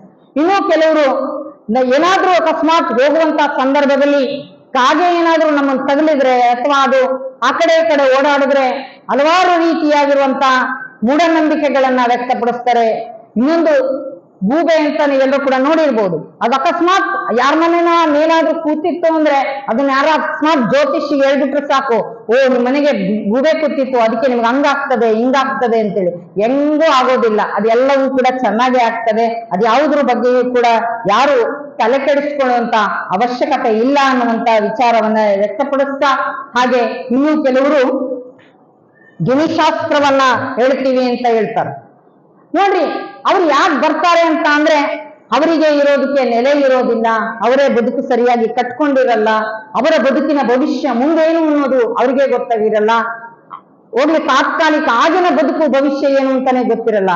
ಆದ್ರೆ ನಮ್ಮ ಗಿಣಿ ಶಾಸ್ತ್ರ ಹೇಳ್ತದೆ ಅಂತೇಳಿ ಗಿಣಿಯನ್ನ ಇಟ್ಕೊಂಡ್ ಬರ್ತಾರೆ. ಆ ಗಿಣಿ ಕೊಟ್ಟಂತ ಆ ಚೀಟಿಯನ್ನ ತಗೊಂಡು ನಮ್ಮ ಭವಿಷ್ಯವನ್ನ, ನಮ್ಮ ಬದುಕನ್ನ ನಾವು ನಿರ್ಧಾರ ಮಾಡ್ತೀವಿ ಅಂದ್ರೆ ನಾವಿನ್ನು ಎಲ್ಲಿದ್ದೀವಿ ಎನ್ನುವಂಥದ್ದನ್ನ ಆಲೋಚನೆಯನ್ನು ಮಾಡಬೇಕು. ಅದಕ್ಕೋಸ್ಕರವಾಗಿ ನಾವು ಆ ರೀತಿಯಾಗಿರುವಂತ ಮೌಢ್ಯಾಚರಣೆಗೆ ಒಳಗಾಗಬಾರದು ಅನ್ನುವಂತ ನಿಟ್ಟಿನಲ್ಲಿ ನಾವೆಲ್ಲರೂ ಕೂಡ ಸಂಸ್ಕಾರವಂತರಾಗಬೇಕು. ಸಂಸ್ಕೃತಿಯ ಪರಂಪರೆಗೆ ನಾವೆಲ್ಲರೂ ಕೂಡ ಅಳವಡಿಸ್ಕೋಬೇಕು ಅನ್ನುವಂಥದ್ದು, ನೆಮ್ಮದಿಯ ಬದುಕು ಬಹಳ ಮುಖ್ಯ ಅನ್ನುವಂಥದ್ದು ಇವತ್ತು ಏನಾಗಿದೆ ಅಂದ್ರೆ ನಮ್ಮನ್ನೆಲ್ಲರೂ ಕೂಡ ತಲ್ಲಣಗೊಳಿಸ್ತಾ ಇರುವಂಥದ್ದು, ಭಯದ ಭೀತಿಯಲ್ಲಿ ಬದುಕೋ ಹಾಗೆ ಮಾಡ್ತಾ ಇದ್ದಾರೆ ಎನ್ನುವಂಥದ್ದು. ಇವ್ಯಾವಕ್ಕೂ ಕೂಡ ಧೃತಿಗೆಡಲಾರದ ಹಾಗೆ ನಮ್ಮ ಬದುಕನ್ನ, ಜೀವನವನ್ನ ನಡೆಸಬೇಕಾಗ್ತದೆ ಎನ್ನುವಂಥದ್ದು. ಇನ್ನೇನು ನಾಳೆ ತಾಯಂದ್ರು ಮಾಡುವಂತ ಹಬ್ಬ ನಾಗರ ಪಂಚಮಿ ಎನ್ನುವಂಥದ್ದು. ಆ ಪಂಚಮಿಗೆ ಏನೆಲ್ಲ ತಯಾರಿಗಳನ್ನ ಮಾಡ್ಕೊಳ್ತಾರೆ ಅಂತ ಅಂದ್ರೆ, ನಮ್ಮನೆ ಗಿಡದಲ್ಲಿ ಹೂ ಬಿಡ್ಲಿಲ್ಲ ಅಂದ್ರೂ ಚಿಂತಿಲ್ಲ, ಅಲ್ಲಿ ಹೂವಾರು ತಂದು ಪೂಜೆ ಮಾಡಬೇಕು. ಹಾಗೆ ಆ ದೇವರು ಅನ್ನುವಂಥವ್ನು ಹೇಗಿದ್ದಾನೆ ಅಂದ್ರೆ, ದೇವರು ಅಂದ್ರೆ ದೇಹವಿಲ್ಲದವನು, ವರ್ಣವಿಲ್ಲದವನು, ರೂಪವಿಲ್ಲದವನು ಅನ್ನುವಂಥದ್ದು. ಅಂಥವನಿಗೆ ನಾವೇನ್ ಮಾಡ್ತೀವಿ, ಕಣ್ಣು, ಕಿವಿ, ಮೂಗು, ನಾಲಿಗೆ, ಕೋಡು, ಕೊಂಬು ಎಲ್ಲೆಲ್ಲ ಮಾಡಿ ಆ ದೇವರಿಗೆ ನಾವು ಹಲವಾರು ರೀತಿಯಾಗಿರುವಂತ ನೈವೇದ್ಯವನ್ನ ತೋರಿಸ್ತೀವಿ. ಹಸಿದ ಜಂಗಮನಿಗೆ ನೀಡಬೇಕೇ ವಿನಃ ಕಲ್ಲು, ಮಣ್ಣು, ಮರಕ್ಕೆ ನಾವು ಉಣಿಸೋದಕ್ಕೆ ಹೋಗ್ತಾ ಇದ್ದೀವಿ ಅನ್ನುವಂಥದ್ದು. ಹಾಗೆ ಬಸವಣ್ಣರು ಹೇಳ್ತಾರೆ, ಕಲ್ಲ ನಾಗರ ಕಂಡರೆ ಹಾಲ ನೆಲೆನೆಂಬರಯ್ಯ, ಬಿಟದ ನಾಗರ ಕಂಡರೆ ಕೊಲ್ಲು ಕೊಲ್ಲೆಂಬರಯ್ಯ, ಹುಂಬ ಜಂಗಮ ಮನೆಗೆ ಬಂದರೆ ಮುಂದೆ ನಡೆಯೆಂಬರಯ್ಯ, ಉಣದ ಲಿಂಗಕ್ಕೆ ಬೋನ ಇಡಿಯೆಂಬರಯ್ಯ. ಈ ಎಲ್ಲ ಕೆಲಸ ಮಾಡುವಂತವ್ರಿಗೆ ಕೂಡಲ ಸಂಗಮ ದೇವರು ಕಲ್ಲ ತಾಗಿದ ಮಿತಿಯೇನ್ ತಪ್ಪರಯ್ಯ. ಕಲ್ಲನಾಗರನ್ನ ಕಂಡ್ರೆ ಹಾಲೆರಿತೇವೆ, ಅದಕ್ಕೆ ನಮ್ ಕಡೆ ಬಹಳ ಇದಾಗಿ ಮಾಡ್ತಾರೆ. ಅದಕ್ಕೆ ಕೆಂಪು ಕಣ್ಣು, ಕಪ್ಪು ಕಣ್ಣು, ಬಿಳಿ ಕಣ್ಣು ಅಂತೆಲ್ಲ ಕಣ್ಣುಗಳನ್ನ ಮಾಡಿ ಅದೇನೋ ಗೆಜ್ಜೆ ಬತ್ತಿ, ವಸ್ತ್ರ ಏನೇನೋ ಮಾಡ್ತಾರೆ. ಅವೆಲ್ಲ ನಾವೆಲ್ಲ ಮಾಡಲ್ಲ, ಅದೆಲ್ಲ ನೋಡ್ತಿರ್ತೀವಿ. ಆ ರೀತಿಯಾಗೆಲ್ಲ ಮಾಡಿ ಹಾಲು ಮತ್ತೆ ತುಪ್ಪ. ಇವತ್ತು ಎಷ್ಟೋ ಜನ ಮಕ್ಕಳು ಪೌಷ್ಟಿಕತೆಯ ಆಹಾರ ಕೊರತೆಯಿಂದ ನಲಿಗೆ ಹೋಗ್ತಾ ಇದ್ದಾರೆ, ಎಷ್ಟೋ ಮಕ್ಕಳು ಸಾವನ್ನಪ್ತಾ ಇದ್ದಾರೆ ಅನ್ನೋದು. ಯಾರಿಗೆ ಅದರ ಅವಶ್ಯಕತೆ ಇದೆಯೋ ಅವರಿಗೆ ಹಾಲನ್ನು ಉಳಿಸುವಂತ ಕೆಲಸ ಮಾಡಬೇಕು. ನೋಡಿ, ಯಾರಾದ್ರೂ ಕಷ್ಟದಲ್ಲಿ, ನೋವಿನಲ್ಲಿ, ದುಃಖದಲ್ಲಿರುವಂತ ಅಥವಾ ಅಪೌಷ್ಟಿಕತೆಯಿಂದ ಬಳಲ್ತಾ ಇರುವಂತ ಮಗುವಿಗೆ ಒಂದಿನನೋ 2 ದಿನನೋ 1 ವಾರನೋ ನೀವು ಹಾಲು ಕೊಟ್ಟಿದ್ದೆ ಆದ್ರೆ ಆ ಮಗು ತನ್ನ ಭವಿಷ್ಯದುದ್ದಕ್ಕೂ ಕೂಡ ನೆನಪಿಟ್ಕೊಳ್ತದೆ, ನನ್ನ ಈ ತಾಯಿ ಹಾಲು ಕೊಟ್ಟು ಬೆಳೆಸಿದ್ಲು ಅಂತ. ತನ್ನ ಜನ್ಮದಾತಿಯಾಗಿರುವಂತ ತಾಯಿಯನ್ನ ನೆನಪು ಮಾಡ್ಕೊಳ್ತಾರೋ ಇನ್ನೋ ಗೊತ್ತಿಲ್ಲ, ಆದ್ರೆ ನೀವು ಕೊಟ್ಟಿರುವಂತ ಹಾಲು ಅನ್ನುವಂಥದ್ದು ನಿಮ್ಮ ಬದುಕಿನ ಉದ್ದಕ್ಕೂ ಕೂಡ ನಿರಕ್ಷೆಯಾಗಿ ಕಾಯ್ತದೆ ಅನ್ನುವಂಥದ್ದನ್ನ ನಾವು ಆ ರೀತಿಯಾಗಿರುವಂತ ಆಚರಣೆಗಳನ್ನ ಮಾಡಬೇಕು. ಆ ರೀತಿಯಾಗಿರುವಂತ ಆಚರಣೆಗಳನ್ನ ಮಾಡಬೇಕು ಅನ್ನುವಂಥದ್ದು. ಅದಕ್ಕೋಸ್ಕರವಾಗಿ ನೀವು ನೋಡಿ, ನಿಜವಾದ ಹಾವಿಗೆ ಹಾಲೆರೆದ್ರೆ ಅದು ಕುಡಿತದ? ಸುಮ್ಮನೆ ಯಾಕೆ ಮಾಡ್ತಾ ಇದ್ದೀರಾ ಅಂದ್ರೆ ಅವ್ರು ಹೇಳಿದ್ರು ಅದಕ್ಕೆ ನಾವು ಮಾಡ್ತಾ ಇದ್ದೀವಿ ಅನ್ನುವಂಥದ್ದು. ಹೀಗೆ ಒಂದು ಊರಲ್ಲಿ ಅತ್ತೆ ಸೊಸೆ ಒಂದು ತುಂಬ ಜೀವನದ ಒಂದು ಕುಟುಂಬ ಇರ್ತದೆ. ಅತ್ತೆ ಹಲವಾರು ರೀತಿಯಾಗಿರುವಂತ ಇಂಥ ಹಬ್ಬ ಹರಿದಿನಗಳನ್ನ ಅವ್ರ ಅತ್ತೆ ಮಾಡ್ತಾ ಇರ್ತಾರೆ, ಎಲ್ಲ ಮಾಡ್ತಾರೆ. ಆದ್ರೆ ತನ್ನ ಸೊಸೆಗೆ ಯಾಕೆ ಮಾಡ್ಬೇಕು, ಯಾಕೆ ಮಾಡಬಾರ್ದು ಎರಡನ್ನೂ ಹೇಳಿಲ್ಲ. ಆಕೆ ಒಂದಿನ ಲಿಂಗೈಕ್ಯ ಆಗ್ಬಿಡ್ತಾಳೆ. ಆಕೆಗೆ ಒಂದಿನ ಹಿಂಗ ಹಬ್ಬ ಬರ್ತದೆ, ದೇವರಿಗೆ ಎಡೆ ಮಾಡಬೇಕು, ಎಲ್ಲ ದೇವರಿಗೆ ಎಡೆ ಹಾಕ್ತಾಳೆ. ಅವ್ರ ಅತ್ತೆ ಒಂದು ಕೆಲಸ ಮಾಡ್ತಾ ಇರ್ತಾರೆ, ಅವ್ರ ಮನೆಯಲ್ಲಿ ಬೆಕ್ಕಿರ್ತದೆ. ಆ ಬೆಕ್ಕು ಆ ಎಡೆ ಮುಟ್ಟಬಾರ್ದು ಅಂತ ಹೇಳಿ ಆ ಅಜ್ಜಿ ಒಂದು ಮಂಕ್ರಿ ಪುಟ್ಟಿಯನ್ನ ಬೋರ್ಲಾಕಿ ಆ ಬೆಕ್ಕನ್ನ ಅದ್ರೊಳಗಾಕಿ ಒಂದ್ ಕಡೆ ಅಲ್ಲೇ ಎಡೆ ಪಕ್ಕ ಅಲ್ಲಿ ಇಟ್ಟಿರ್ತಾರೆ. ತನ್ನ ಸೊಸೆ ನಮ್ಮ ಅತ್ತೆ ಮಾಡ್ತಿದ್ರಲ್ಲ ಅಂತ ಹೇಳ್ಬಿಟ್ಟು ಪೂಜೆ ಆಯ್ತು, ಎಡೆ ಆಯ್ತು, ಎಲ್ಲವೂ ಕೂಡ ಆಯ್ತು. ಆಕೆ ಬೆಕ್ಕು ಹುಡ್ಕೊಂಡ್ಬರಕ್ ಹೋದ್ಲು. ಎಷ್ಟೊತ್ತು ಹೋದ್ಲು? 1 ಗಂಟೆ ಆಯ್ತು, 2 ಗಂಟೆ ಆಯ್ತು. ಮನೆಯಲ್ಲೆಲ್ಲ ಮನೆ ಮಂದಿ ಎಲ್ಲ ಉಪವಾಸ ಕೆಡವಿ, ಮನೆಗಿರೋರು ನೀರು ಕೊಡಲಾರದೆ, ಒಂದು ತುತ್ತು ಪ್ರಸಾದ ಕೊಡಲಾರದೆ ಬೆಕ್ಕು ಹುಡ್ಕೊಂಡ್ಬರಕ್ ಹೋದ್ಲು. ಬೆಳಗ್ಗೆ ಆಯ್ತು, ಮಧ್ಯಾಹ್ನ ಆಯ್ತು, ಸಾಯಂಕಾಲ ಎಲ್ಲೋ ಒಂದು ಬೆಕ್ಕು ಹಿಡ್ಕೊಂಡ್ಬಂದ್ಲು. ಮನೆಗಿರೋರೆಲ್ಲ ಬೈತಾ ಇದ್ರು. ಅಡಿಗೆ ಆಗಿತ್ತು, ಊಟ ಆಗಿತ್ತು, ಪೂಜೆ ಆಗಿತ್ತು, ನಮಗೆ ಹೇಳೋದಕ್ಕೆ ನೀನೆಲ್ಲೋಗಿದ್ದೆ ಅಂತ ಅಂದ್ರೆ ಆಕೆ ಹೇಳ್ತಾಳೆ, ಅಯ್ಯೋ ನಮ್ ಕಡೆ ಕೊತ್ತಿ ಅಂತಾರೆ ಮೈಸೂರ್ ಕಡೆ, ಆ ಕೊತ್ತಿಯನ್ನ ಆ ಬೆಕ್ಕನ್ನ ಹಿಡ್ಕೊಂಬರಕ್ ಹೋಗಿದ್ದೆ ಅಂತ. ಅವ್ರ ಮನೆಗ್ ಬಂದವ್ರು ಹೇಳ್ತಾರೆ, ಎಂಥ ದಡ್ಡಿ ಇದ್ದೀಯ ನೀನು, ಯಾಕೆ ಮಾಡ್ತಾರೆ ಯಾಕೆ ಮಾಡಬಾರ್ದು, ಎರಡು ತಿಳ್ಕೊಂಡ್ ಮಾರಾಯ್ತಿ, ಇದೇ ನೀನ್ ಹಿಂಗ್ ಮಾಡ್ತಾ ಇದ್ದೀಯ ಅಂದ್ರೆ ನಮ್ಮ ಅತ್ತೆ ಮಾಡ್ತಿದ್ರು ಅದಕ್ಕೆ ನಾನು ಮಾಡ್ತಿದ್ದೆ. ದಡ್ಡಿ ನಿಮ್ಮ ಅತ್ತೆ ಯಾಕೆ ಮಾಡ್ತಿದ್ರು ಅಂದ್ರೆ ಆ ಪ್ರಸಾದವನ್ನ ಆಗಾಗ ಬಂದು ಮುಟ್ತದೆ ಅನ್ನುವಂತ ಉದ್ದೇಶಕ್ಕೆ ಆಕೆ ಅದನ್ನ ಆ ಕಡೆ ಪಕ್ಕ ಪುಟ್ಟಿ ಗಬಾಕಿ ಇಡ್ತಾ ಇದ್ಲು. ದಡ್ಡಿ ಹಂಗೆಲ್ಲ ಅಂತ ಅಂಧಕರಣೆಯ ಆಚರಣೆಗಳನ್ನ ನೀನ್ ಮಾಡಬಾರ್ದು ಅಂತ ಅಂದಾಗ, ಅಯ್ಯೋ ನಾನು ಎಂತ ಕೆಲಸ ಮಾಡಿದೆ, ಮನಮಂದೆ ಎಲ್ಲ ಉಪವಾಸ ಕೆಡೋಗ್ಬಿಟ್ಟೆ ಅಂತ ಹೇಳಿ ಆಗ ಆಕೆ ಇನ್ನು ಮುಂದಂಗಾದ್ರೆ ಇಂಥ ಆಚರಣೆಗಳನ್ನ ಮಾಡಲ್ಲ ಅಂತೇಳಿ ಆಕೆ ಆಚರಣೆಗಳನ್ನ ಬಿಡ್ತಾಳೆ. ಹೀಗೆ ಹಲವಾರು ರೀತಿಯಾಗಿರುವಂತಹ ಆಚರಣೆಗಳನ್ನ ತಿಳಿಲಾರದೆ ಇರ್ತಾ ಇವೆ. ಅದಕ್ಕೋಸ್ಕರವಾಗಿ ಇಂಥ ಆಚರಣೆಗಳನ್ನ ಮಾಡಬಾರದು ಅನ್ನುವಂಥದ್ದು. ಹಾಗೆ ನಾವು ಕಲ್ಲು ಮಣ್ಣು ಮರಕ್ಕೆ ನಾವು ಆ ಹಾಲನ್ನ ಹಿರಿಯೋದು, ಎಡೆಯನ್ನ ಮಾಡೋದು, ಆ ರೀತಿಯಾಗಿ ಮಾಡ್ಬೋದು. ಇನ್ನು ಕೆಲವರು ಇನ್ನೇನು ಈ ಹಬ್ಬದ ಕೊನೆಗೆ ಬರ್ತದೆ ಗಣಪತಿ ಹಬ್ಬ ಅನ್ನುವಂಥದ್ದು. ನೀವೆಲ್ಲರೂ ಕೂಡ ತುಂಬಾ ಜನ ನಮ್ಮ ಬಸವ ತತ್ವದ ಬಸವಾನುಯಾಯಿಗಳು ಅದನ್ನ ಗಣಾಧೀಶನ ಹಬ್ಬ ಅಂತ ಹೇಳಿ ಮಾಡ್ತಾರೆ. ನಮ್ಮ ಬಸವಣ್ಣನವರ ಕಾರ್ಯ ಚಟುವಟಿಕೆಗಳ ಮುಖಾಂತರವಾಗಿ ಹಬ್ಬದ ಆಚರಣೆಯನ್ನು ಮಾಡ್ತಾರೆ. ಆದ್ರೆ ಮೂರ್ತಿಯನ್ನ ತಂದು ಕೂರಿಸಿ ತಂದೆ ದೇವ್ರನ್ನ ಅಂತಾರೆ, ಮತ್ತೆ ಕಳಿಸ್ತಾರೆ. ವಿಚಾರ ಮಾಡಿ, ದೇವರು ಬರೋನು ಹೋಗೋಣ ಇಲ್ಲ, ಸದಾ ನನ್ನೊಟ್ಟಿಗಿರೋ ಯಾರೋ ಅವನು ಭಗವಂತ, ಅವನು ದೇವರು, ಅವನು ಪರಮಾತ್ಮ ಅನ್ನುವಂಥದ್ದು. ಆ ರೀತಿಯಾಗಿರುವಂತ ಅಂಧಾನುಕರಣೆಗೆ, ಆ ಮೌಢ್ಯಾಚರಣೆಗೆ ನಾವು ಒಳಗಾಗಲಾರದೆ ವೈಚಾರಿಕವಾಗಿ ವೈಜ್ಞಾನಿಕವಾಗಿರ್ತಕ್ಕಂಥ ಆಲೋಚನೆ ಚಿಂತನೆಗಳನ್ನ ಮಾಡ್ತಾ ಸರಿಯಾದ ರೀತಿಯಾಗಿರುವಂತಹ ಧರ್ಮದ ಆಚರಣೆಗಳನ್ನ ಮಾಡೋಣ. ಹಲವಾರು ರೀತಿಯಾಗಿರ್ತಕ್ಕಂಥ ಆಚರಣೆಯ ಮುಖಾಂತರವಾಗಿ ನಮ್ಮ ಬದುಕು ಜೀವನವನ್ನ ನಾವು ತಲ್ಲಣಿಸ್ಕೊಳ್ತಾ ಇದ್ದೀವಿ. ಇವತ್ತು ನೆಮ್ಮದಿಯನ್ನ ಕಳ್ಕೊಳ್ತಾ ಇದ್ದೀವಿ ಅನ್ನೋಂಥದ್ದು. ಎಷ್ಟೋ ಜನ ತುಂಬಾ ಜನ ಉಪವಾಸ ಇರೋದನ್ನ ನಾವು ನೋಡ್ತೇವೆ ಅನ್ನೋಂಥದ್ದು. ನಾನು ಹೇಳ್ತೀನಿ, ಯಾವತ್ತೂ ಕೂಡ ಉಪವಾಸ ಇರಬಾರ್ದು. ಆರೋಗ್ಯದ ದೃಷ್ಟಿಯಿಂದ ನೀವು ಉಪವಾಸ ಇರಬೇಕೇ ವಿನಃ ಸುಮ್ಮನೆ ದೇವರು ಧರ್ಮದ ಹೆಸರಿನಲ್ಲಿ ಉಪವಾಸವನ್ನ ಮಾಡಬಾರ್ದು ಅನ್ನುವಂಥದ್ದು. ನೀವು ಕೇಳ್ಬೋದು, ನೀವೇನಾದ್ರೂ ಉಪವಾಸ ಮಾಡ್ತಿದ್ದೀರಾ, ಉಪವಾಸದ ಹಬ್ಬ? ಇಲ್ಲ, ನಾನು ಯಾವತ್ತೂ ಕೂಡ ಉಪವಾಸ ಮಾಡೋದಿಲ್ಲ. ನಾನು ನನ್ನ ಬದುಕಿನಲ್ಲಿ, ನಾನು ಜೀವನದಲ್ಲಿ ನಾನು ಕಂಡ ಹಾಗೆ ನಾನು ಒಂದು ದಿನ ಉಪವಾಸ ಇದ್ದೆ. ನಾನು ಪ್ರಾರಂಭದಲ್ಲಿ ಆ ಗುರುಮಲ್ಲೇಶ್ವರ ಮಠಕ್ಕೆ ಹೋದಂತ ಸಂದರ್ಭದಲ್ಲಿ ನಾನು ಏನನ್ನೂ ತಗೊಂಡೋಗಿರ್ಲಿಲ್ಲ. ಅಕ್ಕ ಹೇಗೆ ಬರಿ ಕೈಯಲ್ಲಿ ಹೋದ್ರು ಹಾಗೆ ನಾನು ಕೂಡ ಬರಿ ಕೈಯಲ್ಲಿ ನನ್ನ ವಸ್ತ್ರಗಳು ಹಾಗೆ ನಾನು ಓದುವಂತ ಪುಸ್ತಕಗಳನ್ನಷ್ಟೇ ತಗೊಂಡೋಗಿದ್ದೆ. ಅಲ್ಲಿ ಹೋದಾಗ ಅಲ್ಲಿ ಏನೂ ಇರ್ಲಿಲ್ಲ. ಅಲ್ಲೆಲ್ಲರೂ ಅಂತಿದ್ರು, ಅಯ್ಯೋ ಈ ಮಠದಲ್ಲಿ ಏನೂ ಇಲ್ಲ, ಆದ್ರೆ ತಾಯಿ ಏನೂ ಇರ್ಲಾರ್ದಂತ ಮಠಕ್ಕೆ ಬಂದಿದ್ದೀರಾ, ಇಲ್ಲಿ ಏನೂ ಇಲ್ಲ ಅಂತ ಹೇಳ್ತಾ ಇದ್ರು ನನಗೆ. ಇನ್ನೊಬ್ರು ಪಕ್ಕದೂರವ್ರು ಬಂದ್ಬಿಟ್ಟು, ಈ ಊರಲ್ಲಿ ಏನೂ ಇಲ್ಲ, ಬರ್ರಿ ನಮ್ಮೂರಿಗೆ ಬರ್ರಿ ಅಂತ. ನಾನು ಹೇಳ್ತಾ ಇದ್ದೆ, ಎಲ್ಲ ಇರೋ ಕಡೆ ಹೋಗಿ ಮಾಡಬಾರ್ದು, ಏನೂ ಇರಲಾರದೇ ಇರೋ ಕಡೆ ಹೋಗಿ ಮಾಡ್ಬೇಕು, ಅದು ಮಾಡುವಂಥದ್ದು, ಅದು ಸಾಧನೆ ಅಲ್ವೇ. ಎಲ್ಲವೂ ಕೂಡ ಇರೋ ಕಡೆ ಹೋಗಿ ಮಾಡುವಂಥದ್ದಲ್ಲ ಅಂತೇಳಿ ಅವರಿಗೆ ಪರಿಚಯ ಮಾಡಿಕೊಟ್ಟೆ. ಅವತ್ತು ನನಗೆ ಏನಾಯ್ತು ಅಂದ್ರೆ, ಒಬ್ಬ ತಾಯಿ ಬೆಳಗ್ಗೆ ಆ ಮಠಕ್ಕೆ ನಾನು ಪಾದಾರ್ಪಣೆಯನ್ನು ಮಾಡಿದಾಗ ನನಗೆ ಒಬ್ಬ ತಾಯಿ ಪ್ರಸಾದವನ್ನ ತಂದು ಕೊಟ್ರು. ಇಡೀ ಮಠವನ್ನೆಲ್ಲ ಸ್ವಚ್ಛ ಮಾಡಿ ಮಧ್ಯಾಹ್ನ ಹಸಿವಾಯ್ತು, ಸ್ವಲ್ಪ ಪ್ರಸಾದವನ್ನು ಕಿತ್ತು ಪ್ರಸಾದವನ್ನ ಮಾಡಿ ತದನಂತರ ಇಡೀ ಮಠವನ್ನೆಲ್ಲವನ್ನು ಕೂಡ ಸ್ವಚ್ಛ ಮಾಡಿದೆ. ಒಬ್ಬ ಹೆಣ್ಣುಮಗಳು ಬಂದು ನನಗೊಂದು ಪ್ರಶ್ನೆ ಮಾಡಿದ್ರು. ಈ ಮಠ ಸ್ಥಾಪನೆ ಆಗಿ ಒಂದು 13-14 ವರ್ಷ ಆಗಿದೆ. ಈ ಮಠಕ್ಕೆ 8-9 ಸ್ವಾಮಿಗಳು ಬಂದು ಹೋಗಿದ್ದಾರೆ. ಎಂತೆಂಥ ಸ್ವಾಮಿಗಳು ಬಂದು ಹೋಗಿದ್ದಾರೆ ಗೊತ್ತಾ, ಇವಮ್ಮ ಇದ್ದಾರಾ ಅಂತಿದ್ರು. ನಾನಂದೆ, ಎಲ್ಲರೂ ಬಂದ್ರು, ಗಂಟು ಮಾಡ್ಕೊಂಡು ಹೋದ್ರು ಅಂತ, ಏನೆಲ್ಲ ವಿಧವಾಗಿರುವಂತ ಲೌಕಿಕವಾಗಿರುವಂತ ಅದನ್ನೆಲ್ಲವನ್ನು ಹೇಳ್ತಾ ಇದ್ರು. ನಾನಂದೆ, ನಾನು ಬಂದಿರುವಂತಹದ್ದು ಭೌತಿಕವಾಗಿರುವಂತಹ ಲೌಕಿಕವಾಗಿರತಕ್ಕಂತ ಯಾವುದೇ ಆಮಿಷಕ್ಕಾಗಿ ಬಂದಿಲ್ಲ. ನಾನು ಧರ್ಮ ಪ್ರಚಾರ ಮಾಡೋದಕ್ಕೋಸ್ಕರವಾಗಿ ಸಮಾಜದ ಸಂಸ್ಕೃತಿ ಪರಂಪರೆ ಇತಿಹಾಸವನ್ನ ನಿರ್ಮಾಣ ಮಾಡೋಕ್ಕೋಸ್ಕರ ಬಂದಿದ್ದೇನೆ ಅಂತ ಹೇಳಿ ಆ ತಾಯಿಗೆ ಹೇಳ್ದೆ. ಹಾಗೆ ರಾತ್ರಿ ನಾನು ಪ್ರಸಾದ ಮಾಡಬೇಕು ಅಂತೇಳಿ ಆ ಡಬ್ಬಿಯನ್ನ ತೆಗೆದು ನೋಡಿದಾಗ ಅನ್ನ ಅಳಿಸೋಗಿತ್ತು. ಅದನ್ನ ತೆಗೆದು ತೊಳೆದಿಟ್ಟು ಹೊಟ್ಟೆ ತುಂಬಾ ನೀರು ಕುಡಿದು ಮಲ್ಕೊಂಡೆ. ಅವತ್ತು ಮಾತ್ರ ಉಪವಾಸ ಇದ್ದೆ. ಆದ್ರೆ ಆರೋಗ್ಯದ ದೃಷ್ಟಿಯಿಂದ ಉಪವಾಸ ಇರಬೇಕೇ ವಿನಃ ನಾವು ದೇವರ ಧರ್ಮದ ಹೆಸರಿನಲ್ಲಿ ನಾವು ಉಪವಾಸ ಮಾಡಬಾರ್ದು ಅನ್ನುವಂಥದ್ದು.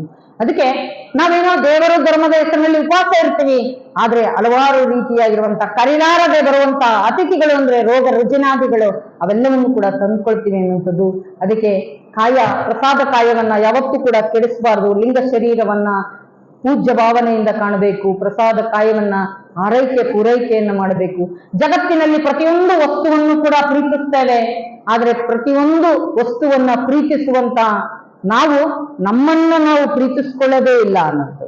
ಯಾವಾಗ ನಮ್ಮ ಬಗ್ಗೆ ನಮಗೆ ಕಾಳಜಿ ಬರ್ತದಪ್ಪ ಅಂದ್ರೆ ನಮ್ಮ ಆರೋಗ್ಯದಲ್ಲಿ ವ್ಯತ್ಯಾಸ ಆದಾಗ ಅನ್ನೋಂಥದ್ದು. ಇವತ್ತೇನಾಗಿದೆ, ನಾವು ತಗೊಳ್ಳುವಂತ ಆಹಾರ ವಿಷಪೂರಿತ ಆಗಿದೆ, ಕಲುಷಿತ ಆಗಿದೆ ಅನ್ನೋಂಥದ್ದು. ಅದಕ್ಕೋಸ್ಕರವಾಗಿ ಆಹಾರ, ವಿಹಾರ, ವಿಚಾರ ಮೂರು ಚೆನ್ನಾಗಿದ್ರೆ ಮನುಷ್ಯ ಆರೋಗ್ಯಕರವಾಗಿರ್ತಾನೆ ಎನ್ನುವಂಥದ್ದು ಮುಂದಿನ ದಿನಗಳಲ್ಲಿ ಇನ್ನು ಹೆಚ್ಚಿನದಾಗಿ ಆರೋಗ್ಯಕರವಾಗಿರ್ತಕ್ಕಂಥ ಆರೋಗ್ಯದ ಬಗ್ಗೆ ಆಹಾರದ ಬಗ್ಗೆ ಎಲ್ಲವನ್ನೂ ಕೂಡ ತಿಳ್ಕೊಳ್ಳೋಣ.